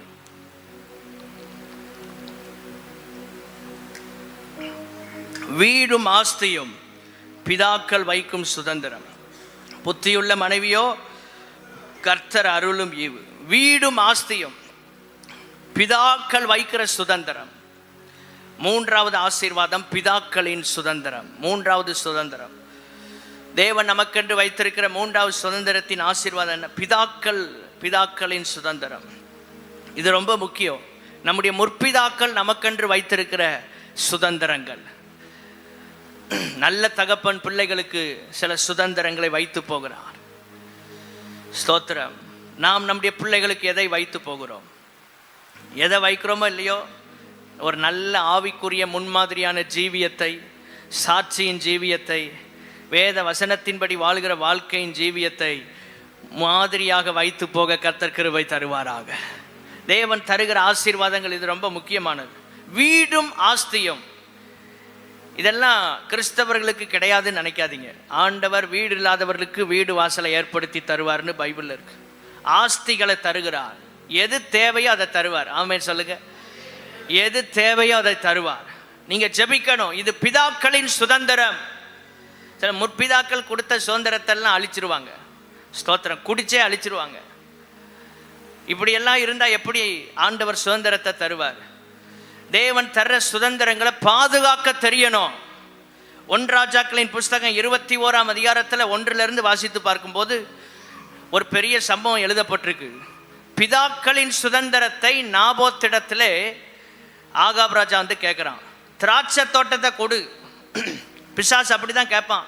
முற்பிதாக்கள் சேர்த்து வச்ச ஆசீர்வாதம், அவர்கள் சேர்த்து வைத்த ஜபங்கள், தியாகங்கள், கண்ணீர், உழைப்பு, இதெல்லாம் பிசாசு என்ன செய்வான்னா அடுத்த ஜெனரேஷன் இருந்து எடுக்க நினைப்பான். ஒரு தலைமுறை சுதந்திரத்தை வைத்து போகிறது, மறு தலைமுறை சுதந்திரத்தை பாதுகாக்கிறது. கரங்களை உயர்த்தி அல்லேலூயா சொல்லலாமா? ஆனா பிசாசு என்ன செய்வான்னா இந்த முதல் சந்ததி தலைமுறை சுதந்திரத்தை வைத்து போகிறது அல்லவா, சேர்த்து வைக்கிறது அல்லவா, ரெண்டாவது தலைமுறை இதை பாதுகாக்க கூடாதபடி போராடி கொண்டே இருப்பான். பிசாசு போராடி கொண்டே இருப்பான். ரொம்ப கவனமா இருக்கணும். நாம் சம்பாதித்து, நாம் உழைத்து, நாம் பிரயாசப்பட்டு வருகிற சுதந்திரம் அடுத்த தலைமுறைக்கு. ஆனால் நமக்கு முற்பிதாக்களுடைய சுதந்திரத்தையும் கர்த்தர் வச்சிருக்கிறார். இது ரொம்ப ஆசீர்வாதமானது, விலையேறப்பட்டது. கரங்களை உயர்த்தி ஒரு அல்லேலூயா சொல்லலாமா? ரட்சிக்கப்படாத தகப்பன்மார், தாய்மார் இருந்தால் அந்த சுதந்திரம் கிடைக்காது. ஆனால் ரட்சிக்கப்பட்ட தகப்பனும் தாயும் நமக்கு கிடைச்சா ஒரு பெரிய ஆசீர்வாதம். ஒருவேளை எனக்கு அப்படி அனுபவம் இல்லையேன்னு நீங்கள் நினைத்தா, நீங்கள் அடுத்த தலைமுறைக்கு சுதந்திரத்தை வைத்து போகிறவர்களாய் மாறுங்கள். நம்முடைய முற்பிதாக்கள் நமக்கு ஒருவேளை வைக்காம போயிருக்கலாம், ஆனால் நாம் அடுத்த தலைமுறைக்கு இந்த சுதந்திரத்தை வைத்து போக கர்த்தர் கிருபை தருவாராக. நாபோத்திடத்துல கேட்டபோது ராஜா வந்து கேட்கிறான். அதிகாரம், இராணுவம், சேனை எல்லாம் இருக்கிறது. ஆனால் நாபோத் என்ன சொல்கிறான்? என் பிதாக்களின் சுதந்திரத்தை உனக்கு கொடாதபடி கர்த்தர் என்னை காப்பாராக. 1 ராஜாக்களின் புஸ்தகம் 21ஆம் அதிகாரம் 3ஆம் வசனத்தில் சொல்லப்பட்டிருக்கிறது. பிதாக்களின் சுதந்திரத்தை கொடுக்க முடியாது. அந்த முற்பிதாக்கள் வைத்திருக்கிற ஆசீர்வாதம் ரொம்ப விலையேறப்பட்டது. அதை பேணி பாதுகாக்க தான் யாரிடத்தில் அந்த பொறுப்பை கொடுக்கிறார்னா அடுத்த தலைமுறையின் இடத்தில் அதை கொடுக்கிறார். ஆமென், ஸ்தோத்திரம். உங்க பிதாக்களின் சுதந்திரத்தை பாதுகாக்க பக்கத்து வீட்டில் உள்ள ஆள்கிட்ட கொடுக்க முடியாது, உங்களிடத்துல தான் கர்த்தர் கொடுப்பார். ஆமென், ஸ்தோத்திரம். தகப்பனுக்கு யாரு பிள்ளை, அவரிடத்துல தான் இந்த சுதந்திரம் கொடுக்கப்படுகிறது. தேவனுடைய பிள்ளைகளே, இந்த சுதந்திரத்தை, பிதாக்களின் சுதந்திரத்தை நம்ம பாதுகாக்கணும். ஸ்தோத்திரம். இந்த சுதந்திரத்தை நம்ம பாதுகாக்கணும். யோபுவின் புஸ்தகம் 42ஆம் அதிகாரம் 15ஆம் வசனத்தில் ரொம்ப ஒரு அருமையான வசனம் இருக்கு. யோபு 42:15. நம்ம எல்லாரும் அறிந்து கொள்ள வேண்டியது, வாசித்திருப்போம், ஞாபகப்படுத்துகிறேன். 42:15 எல்லாரும் திருப்பிக் கொள்ளுங்கள். தேசத்தில் எங்கும் யோபின் குமாரத்திகளை போல் சௌந்தரியமான பெண்கள் காணப்படவில்லை. அன்னைக்கு இருந்த காலத்தில் யோபுவின் பிள்ளைகள் அவ்வளோ அழகாக இருந்திருக்கிறாங்க. பெண் பிள்ளைகள், அவங்கள மாதிரி அழகுள்ள பிள்ளைகள் உலகத்திலே இல்லை, அன்றைக்கு தேசத்திலேயே இல்லை. கர்த்தர் தருகிற ஆசீர்வாதம் அப்படிதான் இருக்கும். இது மறுபடி தேவன் ரெட்டிப்பா கொடுத்த ஆசீர்வாதம். இழந்ததையெல்லாம் திரும்ப தர்றேன்னு சொல்லி கொடுக்கிறார் பாருங்க. இந்த ஆசீர்வாதம் எப்படி இருக்கிறது? அழகா இருக்கிறது. தேவன் தர்ற ஆசீர்வாதம் எல்லாம் அழகா தான் இருக்கும்.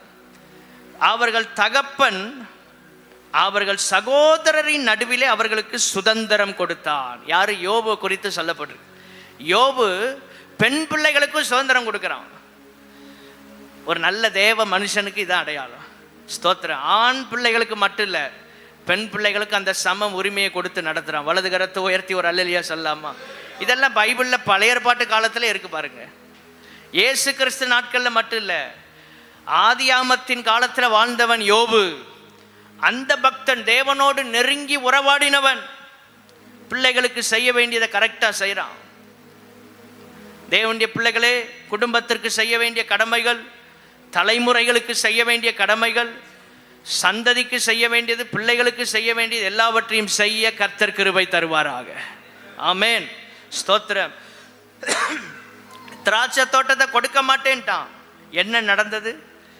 ஏசபேல் ஒரு நல்ல மாஸ்டர் பிளான் போட்டு, ஸ்தோத்திரம், ஆகாப் ராஜா கூட பிளான் இல்லை, ஏசபேலுக்கு மாஸ்டர் பிளான் இருக்கு.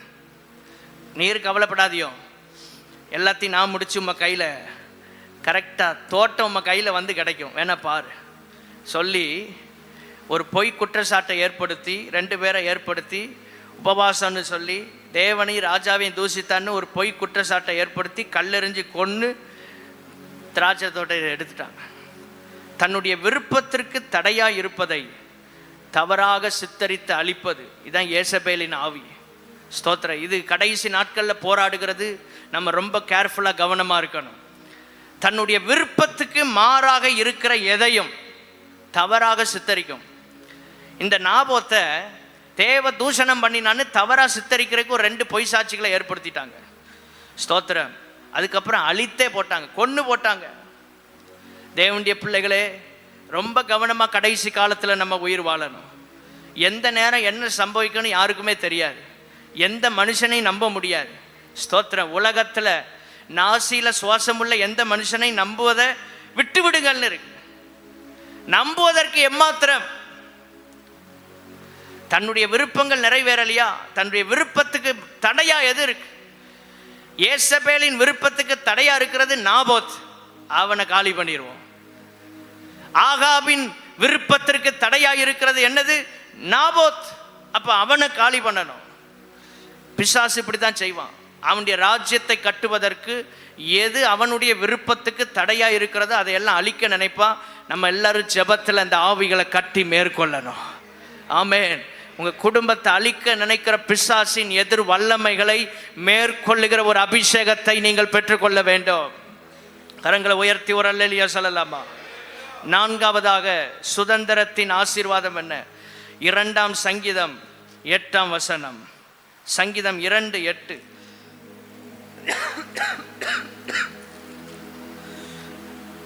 சங்கீதம் 8 சேர்ந்து வாசிப்போம். என்னை கேளும், அப்பொழுது ஜாதிகளை உமக்கு சுதந்திரமாகவும் பூமியின் எல்லைகளை உமக்கு சொந்தமாகவும் கொடுப்பேன்.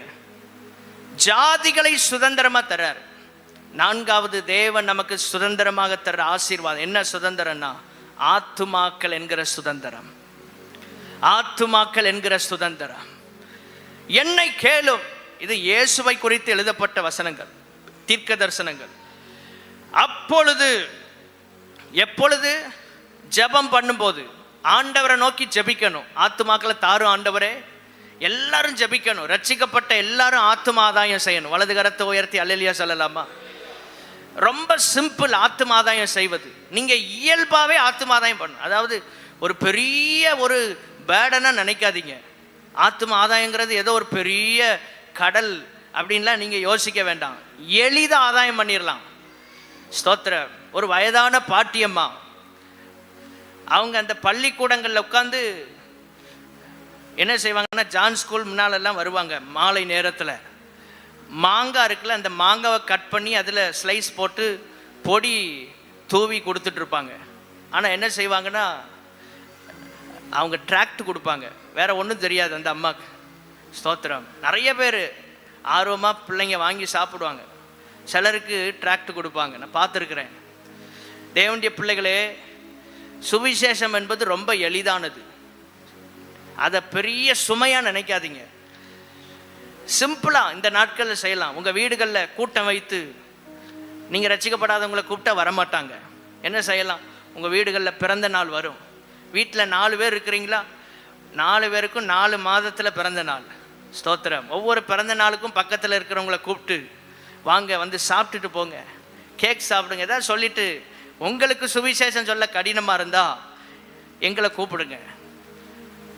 10 நிமிஷத்தில் முடிக்கணும்னா 10 நிமிஷத்தில் சொல்லி முடிப்போம். அரை மணி நேரம் நடத்துங்கன்னா அரை மணி நேரம். உங்களுக்கும் தொந்தரவு வராது, வருகிறவர்களுக்கும் ஆசீர்வாதமாக இருக்கும். ஒரு ஆமே சொல்லுங்க. கூட்டம்னா 1 மணி நேரம் தான், அப்படியெல்லாம் ஒன்றும் இல்லை. நம்ம சூழ்நிலைக்கு ஏற்றபடி சுவிசேஷத்தை கொண்டு போய் சேர்க்கணும். வருஷத்தில் 12 மாதம், 4 மாதம் 4 பேருக்கு பிறந்த நாள். மீதம் இருக்கிற நாட்களில் 1 மாதம் கிறிஸ்மஸ், அதுக்கு ஒரு வீட்டில் ஒரு ஃபங்க்ஷன் வைங்க. பெருசாலாம் இல்லை, சிம்பிளாக அவங்கள ஒரு 5-6 பேரை கூப்பிட்டு கிறிஸ்மஸ்க்கு சாப்பிட வாங்க, கேக் கட் பண்ணுவோம் வாங்க. கேக் கட் பண்ணது பிடிக்கலைன்னா கேக்கை வாங்கி கொடுங்க, தப்பு இல்லை. ஸ்தோத்திரம். உங்களுக்கு என்ன செய்ய முடியுமோ அவங்கள வீட்டுக்கு கூப்பிட்டுட்டு ஒரு சின்ன ஜெபம், ஒரு வேத பகுதியை வாசித்து, கிட்டத்தட்ட இப்படி நம்ம கொண்டு போனாலே, இப்போ பிள்ளைங்கள்லாம் இருப்பாங்க, அவங்களெல்லாம் கூப்பிட்டு பிறந்த நாளுக்கு இங்கே வந்துடுங்க அப்படிலாம் சொன்னால் கிட்டத்தட்ட 10 மாதம் 12 மாதமும் கவர் பண்ணிடலாம். 12 கூட்டம் நடத்திடலாம். அட்லீஸ்ட் ஒரு 5 கூட்டமாவது என்ன செய்யலாம் வருஷத்தில். அதில் எப்படியாவது ஆண்டவர் தொடுவார். அல்லேலூயா, ஸ்தோத்திரம். நம்ம இயேசுவின் அன்பை தான் சொல்ல போகிறோம். யார் மனதையும் நம்ம பாதிக்கும்படி அவர்கள் ஹர்ட் ஆகும்படியாக நம்ம செய்ய போகிறதில்லை. இயேசு எப்படிப்பட்டவர், இதான் சுவிசேஷம். ஜெபம் பண்ண போகிறோம். இந்த பிள்ளைகளெல்லாம் ஆசீர்வதிங்கப்பா, பிறந்த நாளில் வந்திருக்கிறவங்களை ஆசீர்வதியும். அந்த 2 வார்த்தை அவர்களை ஆறுதல் படுத்தும், அவ்வளோதான். பிரச்சனை இல்லாத மனுஷன் உலகத்தில் யாருமே இல்லை. எவ்வளோ பெரிய பணக்காரங்களாக இருந்தாலும், எவ்வளோ பெரிய தலைவர்களாக இருந்தாலும், அரசியல்வாதியாக இருந்தாலும் எல்லாருக்கும் பிரச்சனை இருக்கிறது. ஆமென். அதிகாரத்தில் இருக்கிறவர்களுக்கு பெரிய பிரச்சனையாக இருக்கும் நம்மளை விட. அவர்களுக்கெல்லாம் இயேசு தேவை. ஆத்துமாக்களை சுதந்திரமாக ஆண்டவர் தர்றாரு. ஆமென். ஸ்தோத்திரம். இதை சுதந்திரிப்பதற்கு கர்த்தர் கிருபை தருவாராக. என்ன செய்யணும்? என்னை கேளும். ஜெபம் பண்ணணும். ஆண்டவர் திட்டங்களை தருவார். ஸ்தோத்திரம். முதல்ல ஜெபிக்கணும். 2வது நல்ல பிளானிங் இருக்கணும். திட்டங்கள் எப்படி ஆத்துமாக்களை சந்திக்கிறது. நீங்களே ஒரு பிளான் பண்ணுங்க. இந்த ஞாயிற்றுக்கிழமை சர்ச்சுக்கு சிலரை கூட்டிகிட்டு வரணும். எப்படி பிளான் பண்ணணுமோ நீங்கள் பிளான் பண்ணுங்க. 3வது வேலை செய்யணும். எல்லாரும் சொல்லுங்க. 3வது முதல்ல ஜெபிக்கணும், 2வது திட்டம் பண்ணணும், 3வது வேலை செய்யணும். சிலர் ஜெபம் பண்ணுவாங்க, திட்டம் பண்ணுவாங்க, ஒர்க்கு ஒன்றுமே நடக்காது. எல்லாத்தையும் கர்த்தர் பார்த்துக்கிடுவாருன்னு விட்டுறக்கூடாது. 3வது அனுபவம் வேலை செய்யணும். ஆமென். மனுஷனை ஆண்டவர் எப்படி உருவாக்குனார்? ஆதியாமத்தின் புஸ்தகம் 2ஆம் அதிகாரம் 7ஆம் வசனத்தில் இருக்கு. மனுஷனை பூமியின் மண்ணினாலே உருவாக்கி ஜீவ சுவாசத்தை அவன் நாசியிலே ஊதினார், அவன் ஜீவ ஆத்மாவான. ஒரு மனுஷனை உருவாக்குறதுக்கு ஆண்டவர் ரொம்ப கஷ்டப்பட்டார். எல்லாத்தையும் ஈஸியாக உருவாக்குனார். சூரியன் உண்டாக கடவுது, உண்டாயிருச்சு. சந்திரன் உண்டாக கடவு, உண்டானது. வெளிச்சம் உண்டாக கடவு, உண்டானது. செடி கொடிகள் எல்லாம் முளைக்க கடவுன்னா முளைச்சிருச்சு. வார்த்தையில் எல்லாம் நடந்துருச்சு. மனுஷனை மட்டும்தான் அவர் வேலை செய்து உருவாக்குகிறார். எல்லாரும் சொல்லுங்க. மனுஷனை மட்டும் வேலை செய்கிறாரு. ஆண்டவர் கீழே குனிஞ்சு நின்று மண் எடுக்க முடியாது. கீழே உட்கார்ந்துருப்பார். ஸ்தோத்திரம். கீழே உட்கார்ந்து, ஏன்னா குனிஞ்சு பாருங்க, குனிஞ்சு நீங்கள் ஒன்றும் செய்ய முடியாது. அப்போ கீழே உட்கார்ந்து அந்த களிமண் நல்ல தண்ணியை வைத்து பிசைந்து அப்படியே மனுஷனை காலில் இருந்து உருவாக்குறார். மேலே வரைக்கும்.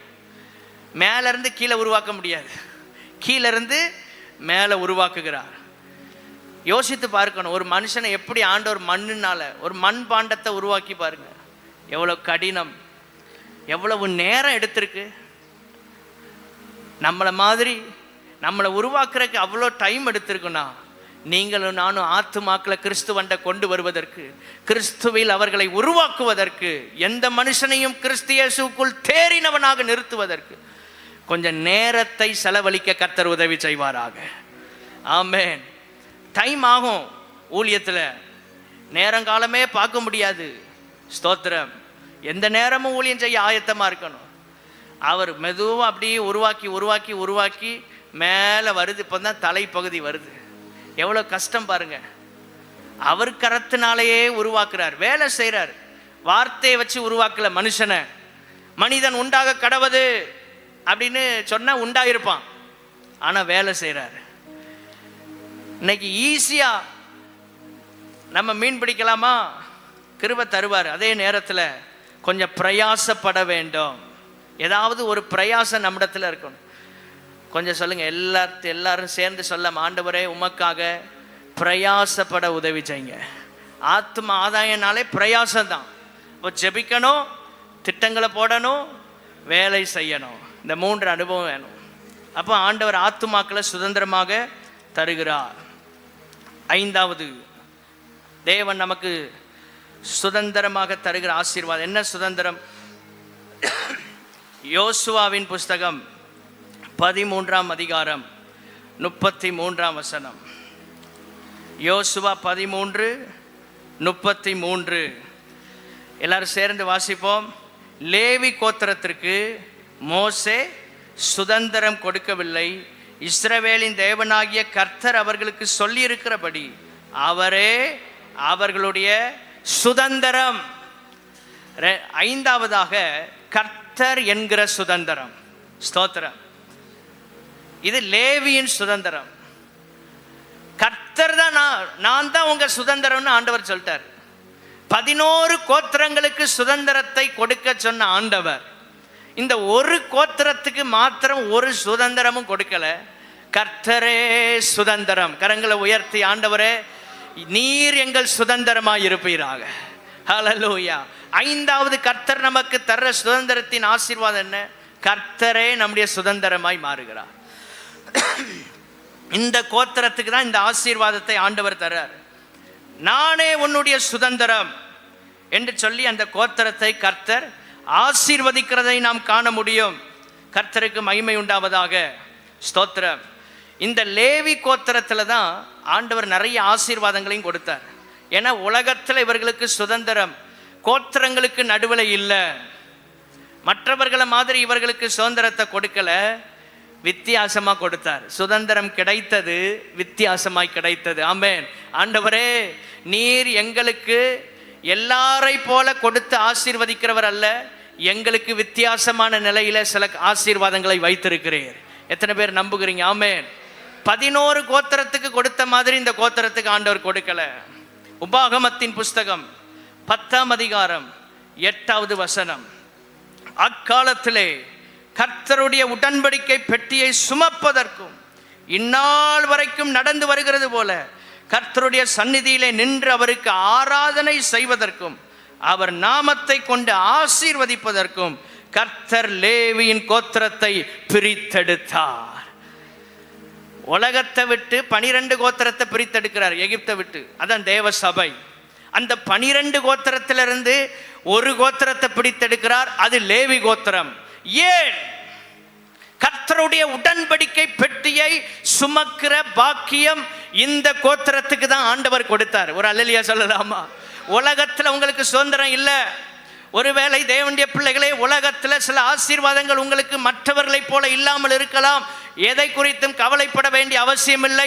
கர்த்தருடைய உடன்படிக்கை பெட்டியை சுமக்கிற பாக்கியம், அவருடைய பிரசன்னத்தை அனுபவிக்கிற பாக்கியம் இந்த கோத்திரத்துக்கு மட்டுமே கர்த்தர் கொடுத்தார்.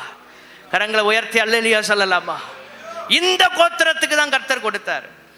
12 கோத்திரத்தில் ஒரு கோத்திரம் தான் உடன்படிக்கை பெட்டியை சுமக்க முடியும், தொட முடியும். அது எந்த கோத்திரம்? லேவி கோத்திரம். அல்லேலூயா சொல்லுங்க. இந்த லேவி கோத்திரத்தை 3 கேட்டகரியா, 3 நிலையில் ஆண்டவர் பிரிக்கிறார். லேவி கோத்திரத்தை 3ஆ பிரிக்கிறார். ஒன்று, முதலாவது லேவியர்கள், லேவி. 2வது ஆசாரியர்கள், 3வது பிரதான ஆசாரியன். ஆமென். வருஷத்துக்கு ஒரு முறை அவன் தான் மகா பரிசுத்த ஸ்தலத்துக்குள்ளே போவான், வேற யாரும் போக முடியாது. இந்த 3 கேட்டகரியா பிரித்து இந்த 3 ஆசீர்வாதங்களை அவங்களுக்கு கொடுத்து ஆண்டவர் மற்ற கோத்திரங்களை விட்டு இந்த கோத்திரத்தை வித்தியாசப்படுத்துகிறார். எத்தனை பேர் கர்த்தரை ஆராதித்தாலும் தேவனுடைய பிள்ளைகளே, நீங்களும் நானும் ஒரு வித்தியாசமான நிலையில் கர்த்தரை சேவிக்க கர்த்தர் நம்மை அழைத்திருக்கிறார். ஹல்லேலூயா. உடன்படிக்கை பெட்டியை சுமக்கிற சாதாரணமான விஷயம் இல்லை, எல்லாரும் தூக்கிட்டு போக முடியாது. இந்த உடன்படிக்கை பெட்டியை சுமந்து கொண்டு வந்த அந்த ஆசாரியர்கள், லேவி கோத்திரத்திலிருந்து ஆசாரியர்கள் எழும்புறாங்க. அந்த ஆசாரியர்களுடைய பாதங்கள் அந்த யோர்தானில் பட்டபோது யோர்தான் 2ஆக பிரிந்து போனது. கரங்களை உயர்த்தி அல்லேலூயா சொல்லலாமா? யோசுவாவின் புஸ்தகம் 3ஆம் அதிகாரம், ஸ்தோத்திரம், 14ஆம் வசனத்தில் இருக்கிறது, 15ஆம் வசனத்தில் இருக்கிறது. கர்த்தருக்கு மகிமை உண்டாவதாக. ஆசாரியர்களின் கால்கள் தண்ணீரின் ஓரத்தில் பட்டவுடன், எந்த கோத்திரத்துக்கு இல்லாத ஒரு வல்லமைய அபிஷேகத்தை கர்த்தர் இந்த கோத்திரத்துக்கு கொடுத்தார். ஏன் தெரியுமா? இந்த கோத்திரத்துக்கு கர்த்தரே சுதந்திரம். ஆமென். கர்த்தரே தஞ்சம். இயேசு போதும், வேற எதுவும் வேண்டாம். உலகம் வேண்டாம், பொருள் வேண்டாம், எதுவும் வேண்டாம். இயேசு இருந்தா போதும். அவரை நம்பி வந்திருக்கிறோமே. நமக்கு கர்த்தரே சுதந்திரமாக நின்று எல்லா கோத்திரங்களை காட்டிலும் கர்த்தர் நம்மை வித்தியாசமாய் ஆசீர்வதிப்பார். ஆமென். கர்த்தரே தஞ்சம்னு கிடக்கிறவங்களுக்கு பெரிய அற்புதங்களை காண பண்ணுவார். எல்லாரும் சொல்லுங்க, கர்த்தரே தஞ்சம்னு கிடக்கிறவங்க. நம்ம பாஷையில் சொல்லுவோம், கர்த்தரே தஞ்சம்னு கிடக்கிறவங்க. சர்ச்சே தஞ்சம், புகலிடம், வேற எதுவுமே இல்லை. என்ன நடந்தாலும் ஆலயம் தான், சபை தான், அங்கே போயே தீருவேன் அப்படின்னு வர்றீங்கள, உங்களுக்கு ஆண்டவரே சுதந்திரமாய் நிற்பார். ஆமென். நம்ம வேறொரு புகலிடத்தை தேடலை. சபை தான் நம்ம புகலிடம், ஆலயம் தான் நம்முடைய புகலிடம். இந்த கோத்திரம் சொல்லுகிறது, சேனைகளின் தேவனாகிய கர்த்தாவே உம்முடைய வாசஸ்தலங்கள் எவ்வளவு இன்பமானது. ஏன்னா உள்ள ஆசரிப்பு கூடாரத்துக்குள்ளே போகிற பாக்கியம், பிரகாரம், பரிசுத்த ஸ்தலம், மகா பரிசுத்த ஸ்தலம், இதுக்குள்ளே போகிற பாக்கியம் யாரு கிடைச்சிது? லேவி கோத்திரத்துக்கு மட்டும்தான் ஆண்டவர் நமக்கு தந்திருக்கிறார். ஆமென். வேற கோத்திரத்துக்கு இது கிடைக்கல, எல்லாம் வெளியே தான் இருக்கும். ஆனால் கர்த்தர் இவர்களுக்கு கொடுத்த காரணம் என்ன? எத்தனையோ பேர் வர்றாங்க, ஆசீர்வாதத்தை பெற்றுட்டு போயிடுவாங்க. ஆனால் தேவனோடு நெருக்கமான உறவிலே, ஆழமான பிடிப்பிலே, ஆணித்தரமான அந்த அபிஷேகத்தின் ஆழத்திலே நிற்பதற்கு ஆண்டவர் உங்களுக்கும் எனக்கும் அந்த கிருபையை தந்திருக்கிறார். கரங்களை உயர்த்தி அல்லேலூயா சொல்லலாமா? எவ்வளவு ஆசீர்வாதங்கள்! இந்த கோத்திரத்தில் இருந்தால் நியாயாதிபதிகள் எழும்புறாங்க. கர்த்தருக்கு மகிமை உண்டாவதாக. ஸ்தோத்திரம். ஆண்டவர் இந்த கோத்திரத்தை கைவிடலை. ஒன்றும் கொடுக்காதீங்கன்னு சொல்லிட்டு நிறைய கொடுத்துட்டாரு. ஆமென். சில நேரம் நம்ம ஆண்டவர் அப்படிதான், உலகத்தில் ஒன்றுமே கொடுக்காத மாதிரி தெரியும், ஆனால் நிறைய தந்து ஆசீர்வதிப்பா. நம்புகிறவங்க ஒரு அல்லேலூயா சொல்லலாமா? ஒன்றும் கொடுக்காதீங்கப்பா அப்படின்ட்டு எல்லாத்தையும் கொடுக்குறாரு. இதான் நம்முடைய தகப்பன். தேவ பிரசன்னத்தில் நிற்கிற தேவனுடைய பிள்ளைகளுக்கு, இந்த கோத்திரத்துக்கு எல்லாவற்றிலும் சுதந்திரம் கிடைச்சிது. எதிலும் வேண்டான்ட்டு எல்லாத்துலேயும் கொண்டு முக்கிய ஃபஸ்ட்டு ப்ரிஃபரன்ஸ் இவங்களுக்கு தான். கர்த்தருக்கு மகிமை உண்டாவதாக. யோசுவாவின் புஸ்தகம் 21ஆம் அதிகாரம் 41ஆம் வசனம். இஸ்ரவேல் புத்திரருடைய காணியாட்சியின் நடுவிலே இருக்கிற லேவியரின் பட்டணங்களில் எல்லாம் அவைகளின் வெளி நிலங்கள் உட்பட 48 அடைக்கல பட்டணங்கள். ஸ்தோத்திரம். இந்த அடைக்கல பட்டணம் எதுக்காக? பாதுகாப்பிற்காக. இதுக்குள்ள ஓடி வந்து அவன் கொலை செய்யப்படக்கூடாது. இந்த அடைக்கல பட்டணம் எல்லாம் எங்க இருக்கு? எல்லா கோத்திரத்துக்கும் நடுவில், 11 கோத்திரத்துக்கும் நடுவில் தான் ஆண்டவர் அடைக்கல பட்டணத்தை வைத்திருக்கிறார். ஆமென். ஓரமாக வைக்கல, நடுவில் வச்சிட்டாரு. இந்த பட்டணங்கள் எல்லாம் லேவியரின் கட்டுப்பாட்டுக்குள்ளே இருக்குது. இந்த பட்டணங்கள் எல்லாம் லேவி கோத்திரத்துக்கு இருக்கு. அந்த பட்டணங்களை கண்ட்ரோல் பண்ணுகிறது இதெல்லாம் யார் கையில் கொடுத்தாருன்னா ஆண்டவர் லேவி கோத்திரத்துக்கு கையில் கொடுத்துட்டாரு. எதுவுமே வேண்டான்ட்டு எல்லா சுதந்திரத்துக்கும் நடுவில் ஆண்டவர் கொண்டு வச்சுட்டாரு. ஆண்டவரே தஞ்சம், பரவாயில்ல, எது இல்லாட்டாலும் அந்த கோத்திரம் முறுமுறுக்கலை, எங்களுக்கு ஏன் ஒன்னையும் தரல ஆண்டவரே? எல்லாரும் கொடுத்து, காலேப் வந்து வாங்கிட்டு போயிட்டான், எப்ரோனை வாங்கிட்டு போயிட்டான், எல்லாரும் எல்லாத்தையும் வாங்கிட்டாங்க, எங்களுக்கு ஏன் ஒன்றும் தரலன்னு கேட்கவே இல்லை. கர்த்தரே சுதந்திரனோன்னு அமைதியாக போதும், இது போதும் நினச்சாங்க. எல்லா கோத்திரத்தை விட அதிகமான ஆசீர்வாதத்தை கர்த்தரை இவங்களுக்கு தான் கொடுத்தார். இயேசு போதும்னு வந்துட்டீங்கன்னா பெரிய ஆசீர்வாதம் உங்களுக்கு தான் காத்திருக்கு. ஹல்லேலூயா. பெரிய ஆசீர்வாதங்கள் ஆண்டவர் தர்றார். ஸ்தோத்திரம். எல்லாவற்றுக்கும் நடுவில் முக்கியமான இடத்துல லேவி கோத்திரத்துக்கு ஆண்டவர் பங்கு கொடுக்கிறார். இவங்க கோத்திரத்தின் எல்லைக்குட்பட்டு தான் அடைக்கல பட்டணங்கள் இருக்கிறது. எல்லாவற்றுக்கும் மேலே அந்த அதிகாரத்தை கர்த்தர் அவங்களுக்கு கொடுத்தார். கரங்களை உயர்த்தி ஒரு அல்லேலூயா சொல்லலாமா? தேவனுடைய பிள்ளைகளே, அவரை நம்பி வந்திருக்கிற உங்களுக்கு இவ்வளவு ஆசீர்வாதம். உபாகமம் 33ஆம் அதிகாரம் 8வது வசனம். லேவியை குறித்து,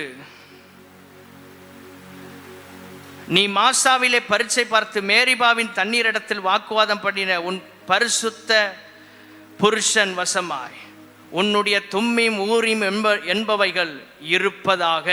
ஸ்தோத்திரம். பரிசுத்த புருஷன், அதான் பிரதான ஆசாரியன். அந்த நிலை இல்லாமல் போகாதுன்னு ஆண்டவர் சொல்றார். ஸ்தோத்திரம். ஒரு காலம் இல்லாமல் போகாது. கடைசியில் புதிய ஏற்பாட்டில் இயேசுவே பிரதான ஆசாரியராக வந்துட்டார். ஒரு அல்லேலூயா சொல்லலாமா? காலங்காலமாக நிலைத்திருக்கிற ஆசீர்வாதத்தை கர்த்தர் உங்களுக்கு தரப்போறாரு. தலைமுறைகளுக்கு நிலைத்திருக்கிற ஆசீர்வாதங்களை கர்த்தர் உங்களுக்கு கொடுக்க போகிறார். மாற்றவே முடியாத சில எழுதப்பட்ட நிரூபிக்கப்பட்ட ஆசீர்வாதங்களை கர்த்தர் உங்களுக்கு என்று வாக்கு பண்ணுகிறார். எவராலும் அதை மாற்ற முடியாது. உபாகமம் 33ஆம் அதிகாரம் 11ஆம் வசனத்தில் இந்த கோத்திரத்துக்கு ஆண்டவர் கொடுக்கிற ஆசீர்வாதத்தை பாருங்கள். இந்த லேவியின் சுதந்திரம் என்ன? 11ஆம் வசனத்திலே வாசிக்கும் போது, ஸ்தோத்திர, கர்த்தாவே அவன் சம்பத்தை ஆசீர்வதித்து அவன் கையின் கிரியைகளின் மேல் பிரியமாயிரும், அவனை பகைத்து அவனுக்கு விரோதமாய் எழும்புகிறவர்கள் திரும்ப எழுந்திராதபடி அவர்களுடைய இடுப்புகளை நொறுக்கிவிடும் என்றார். ஸ்தோத்திரம். தேவனுடைய பிள்ளைகளே, அவரை சார்ந்து அவர் பிரசன்னத்தில் நிற்கிற உங்களுக்கு கர்த்தரே சுதந்திரன் வர்றீங்க பாருங்க. எந்த பிரச்சனை எழும்பினாலும் மேற்கொள்ளுகிற கிருபையை ஆண்டவர் தருவார். அந்த பிரச்சனைகள் எல்லாம் நிரந்தரமாக உங்களை விட்டு போவதை நீங்கள் பார்க்க போகிறீர்கள். எழுந்திராதபடி நொறுக்கிறாரு. உங்க பிரச்சனைகள் பிசாசு எழும்பி என்னென்ன போராட்டங்களை கொண்டு வந்தாலும் திரும்ப எழும்ப முடியாதபடிக்கு கர்த்தர் கீழே நொறுக்குவார். எத்தனை பேர் நம்புகிறீங்க? ஆமே. தேவ பிரசன்னத்தில் நின்ற இந்த ஆசீர்வாதம் உங்களுக்கு கிடைக்கிறது. தேவ சமூகமே போதும், கர்த்தரே எனக்கு சுதந்திரமா வந்தா போதும்னு நினைச்சா ஆண்டவர் உங்களுக்கு இப்படிப்பட்ட ஆசீர்வாதங்களை கொடுக்கிறார். கரங்களை உயர்த்தி ஒரு அல்லேலூயா சொல்லலாமா? கர்த்தருடைய நாமம் மகிமைப்படுவதாக. ஸ்தோத்திரம். ஆண்டவருக்கு மகிமை. என்னாகமத்தின் புஸ்தகம் 18ஆம் அதிகாரம் 20-21 வசனங்களில் வாசிக்கும் போது, பின்னும் கர்த்தர் ஆரோனை நோக்கி, அவர்களுடைய தேசத்தில் நீ ஒன்றையும் சுதந்திரித்துக் கொள்ள வேண்டாம், அவர்கள் நடுவே உனக்கு பங்கு உண்டாயிருக்க வேண்டாம். இஸ்ரவேல் புத்திரர் நடுவில் நானே உன் பங்கும் உன் சுதந்திரமுமாயிருக்கிறேன். ஒன்றும் வேண்டாங்கிறாரு, எல்லாத்தையும் கொடுக்கிறவர் நான் இருக்கேங்கிறாரு. ஒரு ஆமென் சொல்லுங்க. ஸ்தோத்திரம். உங்களுக்கு சில குறிப்பிட்டது வேணுமா? எல்லாத்தையும் தர்ற ஆண்டவர் வேணுமா? சில குறிப்பிட்ட பங்குகளை வேண்டான்ட்டார். உங்களுக்கு அவங்க நடுவில் எதுவும் வேண்டாம்ப்பா சொல்லிட்டு, நானே உன் பங்கு, இது போதுமே, இதுக்கு மேலே என்ன ஆசீர்வாதம் வேணும்? சிலர் சொல்லுவாங்க, ஒருத்தருமே இல்லை என் கூட, இயேசு மட்டும்தான் இருக்கார். அதை எப்படி சொல்லணும்? இயேசு தான் இருக்கிறார் என்னோடு. ஆமென். யார் இருந்தாருன்னா இல்லட்டான, இயேசு இருக்கிறாருங்கிறத சந்தோஷமா சொல்லுவோம். ஆமென். இயேசு என்னோடு இருக்கிறார். எல்லாரும் வலது கரத்தை உயர்த்தி சொல்லுவோம், இயேசு என்னோடு இருக்கிறார். இது போதுமே, இதை விட வேற என்ன வேணும்? இதை நம்ம சந்தோஷமா சொன்னாலே போதும். ஹல்லேலூயா. 21ஆம் வசனத்தில், இதோ லேவியின் புத்திரர் ஆசரிப்பு கூடாரத்தின் பணிவிடையை செய்கிற அவர்களுடைய வேலைக்காக இஸ்ரவேலருக்குள்ளவை எல்லாவற்றிலும் தசம பாகத்தை அவர்களுக்கு சுதந்திரமாக கொடுத்தேன். இந்த கோத்திரத்துக்கு ஆண்டவர் 10 தசம பாகத்தை கொடுக்க சொல்றாரு. ஒன்றுமே வேண்டான்ட்டாரு. அவர்கள் நடுவில் ஒன்றும் இருக்கக்கூடாதுங்கிறாரு. உடன்படிக்கை பெட்டியை சுமக்கிற பாக்கியம் கிடைக்குது, ஆராதனை செய்கிற பாக்கியம் கிடைக்கிறது, 10 தசம பாகத்தை இவர்கள் பெறுகிற பாக்கியம் கிடைக்கிறது. எல்லா அடைக்கல பட்டணத்திலையும் இவங்க கோத்திரத்துக்கு உட்பட்டு தான் அடைக்கல பட்டணம் வருகிறது. எவ்வளவு பெரிய ஆசீர்வாதங்கள்!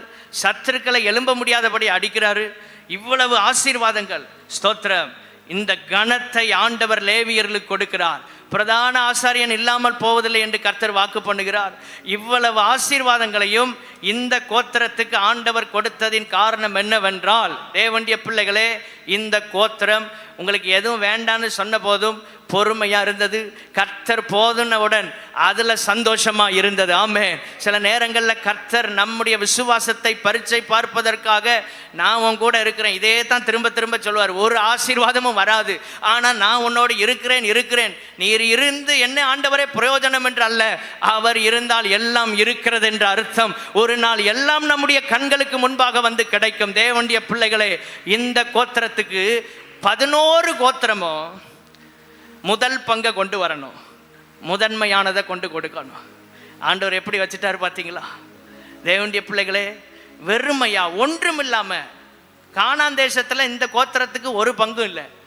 வெறுமையா ஒரு வீசின கையா இருந்தது, வெறுங்கையா இருந்த இந்த கோத்திரத்துக்கு ஆண்டவர் 11 கோத்திரத்தில் இருந்தும் முதன்மையானவைகளை கொடுக்க வைத்தார். நிலத்தின் வித்து எது முதல்ல தோட்டத்தில் முதலாவது வர்றது? ஸ்தோத்திரம். சம்பாதிக்கிற வருமானத்தில் 10ல் 1 லட்சம் ரூபாய் வருமானம்னா 10,000 ரூபாய் லேவி கோத்திரத்துக்கு வந்துடணும். ஹல்லேலூயா. தேவனுடைய பிள்ளைகளே, அப்படி ஆசீர்வாதத்தை இந்த கோத்திரத்துக்கு தான் ஆண்டவர் கொடுத்தார். வலது கரத்தை உயர்த்தி அல்லேலூயா சொல்லலாமா? இந்த ஆசீர்வாதத்தை இன்றைக்கு ஆண்டவர் உங்களுக்கு தரப்போறாரு, நமக்கு தரப்போகிறார். எத்தனை பேர் பெற்றுக்கொள்ள ஆயத்தமாக இருக்கிறீங்க? இந்த ஆசீர்வாதத்தை ஆண்டவர் தரன்னா, ஆண்டவரை நீர் எனக்கு பங்காயிரும், அது போதும் ஆண்டவர். மற்ற கோத்திரங்களுக்கு ஒன்றும் விளங்கலை. இந்த ஒரு கோத்திரத்தை ஆண்டவர் கைவிட்டார் போல, ஒன்றும் கொடுக்கலையே. அழகா பேசி ஆண்டவர் சமாளிச்சிட்டார். நானே உனக்கு பங்குன்னோன்னா இதுக்கெல்லாம் அப்படியே அசால்ட்டாக விட்டுட்டாங்க. போதும், ஏமாளிகள் போல 11 கோத்திரமும் நினைக்க ஒன்றுமே கொடுக்கலையா? போக போக தான் தெரியுது 11 கோத்திரத்தை விட இந்த லேவி கோத்திரத்துக்கு தான் அதிகமாக கர்த்தர் கொடுத்திருக்கிறார். சில ஆசீர்வாதங்கள் உடனே தெரியாது. பைபிள் சொல்கிறது, துரிதமாய் பெற்ற ஆசீர்வாதம் முடிவிலே சுதந்திரம் பெறாது. துரிதமா இல்லை, தாமதமாக தான் லேவி கோத்திரத்துக்கு 1 by 1 வருது. ஆனால் கர்த்தர் கொடுத்தது சிறப்பானதை கொடுத்தார். சில ஆசீர்வாதங்கள் படிப்படியா வரும், ஆனா உங்களை படிப்படியா உயர்த்தி கொண்டே இருப்பார். அதை உலகம் பார்க்கும். கரங்களை உயர்த்தி அல்லேலூயா சொல்லலாமா? 6வது கர்த்தர் கொடுக்கிற சுதந்திரம் என்னன்னா, ஏசாயா 54:19 ஊழியக்காரரின் சுதந்திரம். ஊழியம் செய்கிறவங்களுக்கு கர்த்தர் சுதந்திரம் கொடுக்கிறார். நீங்க எல்லாரும், நம்ம எல்லாரும் ஊழியம் செய்யும் போது இந்த சுதந்திரம் நமக்கு கிடைக்குது. என்னது? உனக்கு விரோதமாய் உருவாக்கப்படும் எந்த ஆயுதமும் வாய்க்காதே போகும். எத்தனை பேர் செய்வனை வச்சாலும் பரவாயில்ல, எத்தனை பேர் மந்திரவாதம் பண்ணாலும் பரவாயில்ல, உங்களுக்கு விரோதமாக உருவாக்கப்படுகிற எந்த ஆயுதத்தையும் கர்த்தர் வாய்க்காதே போக பண்ணுவார். உனக்கு விரோதமாய் நியாயத்தில் எழும்பும் எந்த நாவையும் நீ குற்றப்படுத்துவாய். இது கர்த்தருடைய ஊழியக்காரரின் சுதந்திரம். அல்லேலூயா சொல்லுங்க. தேவனுக்கென்று ஊழியம் செய்தால் உங்களுக்கு ஒரு பாதுகாப்பு இருக்கிறது. ஊழியம் செய்யுங்கள். இந்த சபையில் எவ்வளோ ஊழியங்கள் இருக்கு. ஊழியத்துக்காக அள்ளி கொடுங்கள். இதெல்லாம் ஊழியம் தான். கொடுக்கிறது ஊழியம். கொடுக்க கொடுக்க கர்த்தர் ஊழியங்களை பெருக பண்ணுவார். ஊழியக்காரரின் சுதந்திரம். எந்த சக்தியும் உங்களை ஜெயிக்க முடியாது. எத்தனை பேர் விசுவாசிக்கிறீங்க? எந்த பேய் பிசாசும் உங்களை மேற்கொள்ள முடியாது. எந்த மனுஷனும் உங்களை ஜெயிக்க முடியாது. எத்தனை பேர் ஹிடன் அஜெண்டா போட்டு ஸ்தோத்திரம் உங்களை நாசப்படுத்த நினைச்சாலும், உங்க பேரை கெடுக்க நினைச்சாலும், கர்த்தர் உங்களோடு கூட இருப்பார். சேனைகளின் கர்த்தர் உங்களோடு இருப்பார். இந்த சுதந்திரத்தை ஊழியம் செய்கிறவர்களுக்காக கர்த்தர் வைத்திருக்கிறார். அல்லேலூயா. எந்த தீங்கும் உங்களை அணுக முடியாது. நம்ம ஒரு அல்லேலூயா சொல்லலாமா? ஊழியம் செய்கிறவங்களை ஆண்டவர் இப்படி பாதுகாக்கலன்னா அவர் ராஜ்யத்தை கட்ட முடியாது. ஆண்டவர் நம்மை ஒரு நோக்கத்தோட பாதுகாக்கிறார். நீங்க எல்லாரும் தேவனுடைய ஊழியக்காரர்கள். தேவனுக்காக ஊழியம் செய்றீங்க, கொடுக்குறீங்க, ஜெபிக்கிறீங்க. இதெல்லாம் ஊழியம்தான். உங்களுக்கு ஆண்டவர் இந்த சுதந்திரத்தை தர்றாரு. 7வது கடைசியா கொலோசியரின் புஸ்தகம் 1ஆம் அதிகாரம் 12ஆம் வசனம். கொலோசியர் 1ஆம் அதிகாரம் 12ஆம் வசனம் சேர்ந்து வாசிப்போம். ஒளியில் உள்ள பரிசுத்தவான்களுடைய சுதந்திரத்தில் பங்கடைவதற்கு நம்மை தகுதியுள்ளவர் ஆக்கினவர். 7வது பரிசுத்தவான்களின் சுதந்திரம். அதான் பரலோக ராஜ்யம். 7வது ஆண்டவர் நமக்கு தர்ற சுதந்திரத்தின் ஆசீர்வாதம் என்னன்னா, பரிசுத்தவான்களின் சுதந்திரம். பரிசுத்தவான்கள், ஒளியில் உள்ள பரிசுத்தவான்களுடைய சுதந்திரத்துல நமக்கு ஒரு பங்கை ஆண்டவர் தருகிறார். ஒளியில் உள்ள பரிசுத்தவான்களின் சுதந்திரம் பரலோகத்தை குறிக்கிறது. அங்க பரிசுத்தவான்கள் எல்லாம் பாடி ஆராதித்து கொண்டிருக்கிறாங்க. ஸ்தோத்திர பரதீசில் இருக்கிறாங்க. அவருடைய வருகையில் நாமும் எடுத்துக்கொள்ளப்பட்டு மத்திய ஆகாயத்துக்கு போக போகிறோம். எத்தனை பேர் நம்புகிறீங்க? இதுல பங்குள்ளவர்களாய் மாறுவதற்கு நம்மை தகுதிப்படுத்தி இருக்கிறார் இயேசு. அவருடைய ரத்தம் பரலோகத்திற்கு நம்மை ஆயத்தப்படுத்துகிறது. ஹல்லேலூயா. வேத வசனம் நம்மை பரலோகத்துக்கு ஆயத்தப்படுத்துகிறது. எபிரேயர் 10ஆம் அதிகாரம் 34ஆம் வசனத்துல தேவராஜ்யத்தை குறித்து சொல்லப்பட்டிருக்கிறது. நிலையுள்ள சுதந்திரம் என்று சொல்லப்பட்டிருக்கிறது. எபிரேயர் 10ஆம் அதிகாரம் 34ஆம் வசனம். நான் கட்டப்பட்டிருக்கையில் நீங்கள் என்னை குறித்து பரிதபித்ததும் அன்றி பரலோகத்தில் அதிக மேன்மையும் நிலையுள்ளதுமான சுதந்திரம் உங்களுக்கு உண்டென்று அறிந்து உங்கள் ஆஸ்திகளையும் சந்தோஷமாய் கொள்ளையிட கொடுத்தீர்கள். பெரிய இழப்பு. இயேசுவுக்காக கண்ணு முன்னால எல்லாத்தையும் கொண்டு போறாங்க. சொத்தெல்லாம் போயிட்டு இருக்கு. பொருட்கள் எல்லாம் கொள்ளையிட்டு போறாங்க. சந்தோஷமா கொடுத்தாங்க. எப்படி? நிலையுள்ள சுதந்திரம் பரலோகத்தில் எனக்கு இருக்கிறது என்பதை நம்பி, அறிந்து, விசுவாசித்து, எது போனாலும் பரவாயில்ல, இயேசு இருக்கிறார். கரங்களை உயர்த்தி அல்லேலூயா சொல்லலாமா? வருகை நெருங்கி விட்டது. லூக்கா 17ஆம் அதிகாரம் 26 to 30 வரைக்கும் வாசித்து பாருங்க. கடைசி காலத்துல சத்துரு என்ன செய்வான்னா, நம்முடைய வேலைகளில், தனிப்பட்ட வாழ்க்கையில் பிஸி ஆக்கிடுவான். நோவாவின் நாட்கள் அதெல்லாம் சொல்லப்பட்டிருக்கிறது. நட்டார்கள், விட்டார்கள், கொண்டார்கள், கொடுத்தார்கள், இப்படிதான் இருக்கு. இதெல்லாம் உலக பிரகாரமான விஷயம் நடக்கும். கடைசியில் என்ன சொல்லப்பட்டிருக்குன்னா, மனுஷகுமாரன் வரும் நாளிகையிலும் அப்படியே நடக்கும். அப்போ என்ன அர்த்தம்னா, இன்னைக்கு டைம் இல்லை ஜெபம் பண்ண, ஊழியம் செய்ய, ஆராதிக்க, சர்ச்சுக்கு வர டைம் இல்லை. இன்னும் ஒரு வருஷத்தில் எல்லா பிஸ்னஸையும் ஸ்டடி பண்ணிட்டு வந்துடலாம் ஆலயத்துக்கு. இன்னும் கொஞ்ச நாளில் ஊழியம் செய்ய ஆரம்பிச்சிடலாம் அப்படின்னு நம்ம நினைக்கிறோம். இங்கே என்ன சொல்லப்பட்டிருக்கு தெரியுமா? லூக்கா 17ஆம் அதிகாரத்தில் 30ஆம் வசனத்தை நீங்கள் பார்க்கும்போது மனுஷகுமாரன் வெளிப்படும் நாளிலும் அப்படியே நடக்கும். எப்படி? கடைசி வரைக்கும் மனுஷன் பிஸியாக தான் இருப்பான்னு சொல்லப்பட்டிருக்கு. இன்னைக்கு பிஸியாக இருக்கிறேன் ஆராதிக்க டைம் இல்லை அப்படின்னு சொல்கிறோமே, இது எது வரைக்கும் போகும் தெரியுமா? நம்ம ஒரு கோடு போட நினைப்போம், ஸ்தோத்திரம், இன்னும் 2 வருஷம் நல்ல வேலை செஞ்சுட்டு அதுக்கப்புறம் முழுசாக ஆண்டவருக்காக நேரத்தை கொடுப்போம். ஆனால் பைபிள் என்ன சொல்கிறது என்றால், மனுஷகுமாரன் வரும் வரைக்கும் பிசாசு நம்மளை என்ன செய்வான்னா உலக விஷயத்தில் பாரப்படுத்தி, வேலை செய்யணும் நல்லது, சம்பாதிக்கணும் நல்லது, அதுக்கு எல்லாவற்றுக்கும் நடுவில் பரிசுத்தவான்களின் சுதந்திரத்தில் இடம் பெறன்னா உங்கள் நேரத்தை கர்த்தருக்காக கொடுங்க. தேவனோடு தனிப்பட்ட விதத்தில் உறவாடுவதற்கு நேரத்தை கொடுங்க. பிஸியாக அந்த உலகத்தில் போய் ஒன்றும் சாதிக்க போகிறது இல்லை. எல்லாம் ஒரு நாள் அக்கினிக்கு இரையாக போகிறது. எல்லாவற்றையும் விட்டு விட்டு இயேசுவை சந்திக்க போகிறோம். மகாராஜாவின் முகத்தை பார்க்கும் அந்த நேரம் நெருங்கி கொண்டு இருக்கிறது. பிஸின்னு ஓடி நம்ம பலன்தான் போயிருக்கு. ஆனால் பரிசுத்தவான்களின் சுதந்திரத்தில் இடம் பெறனா தேவ பிரசன்னத்தில் நிற்க கர்த்தர் கிருபை தருவாராக.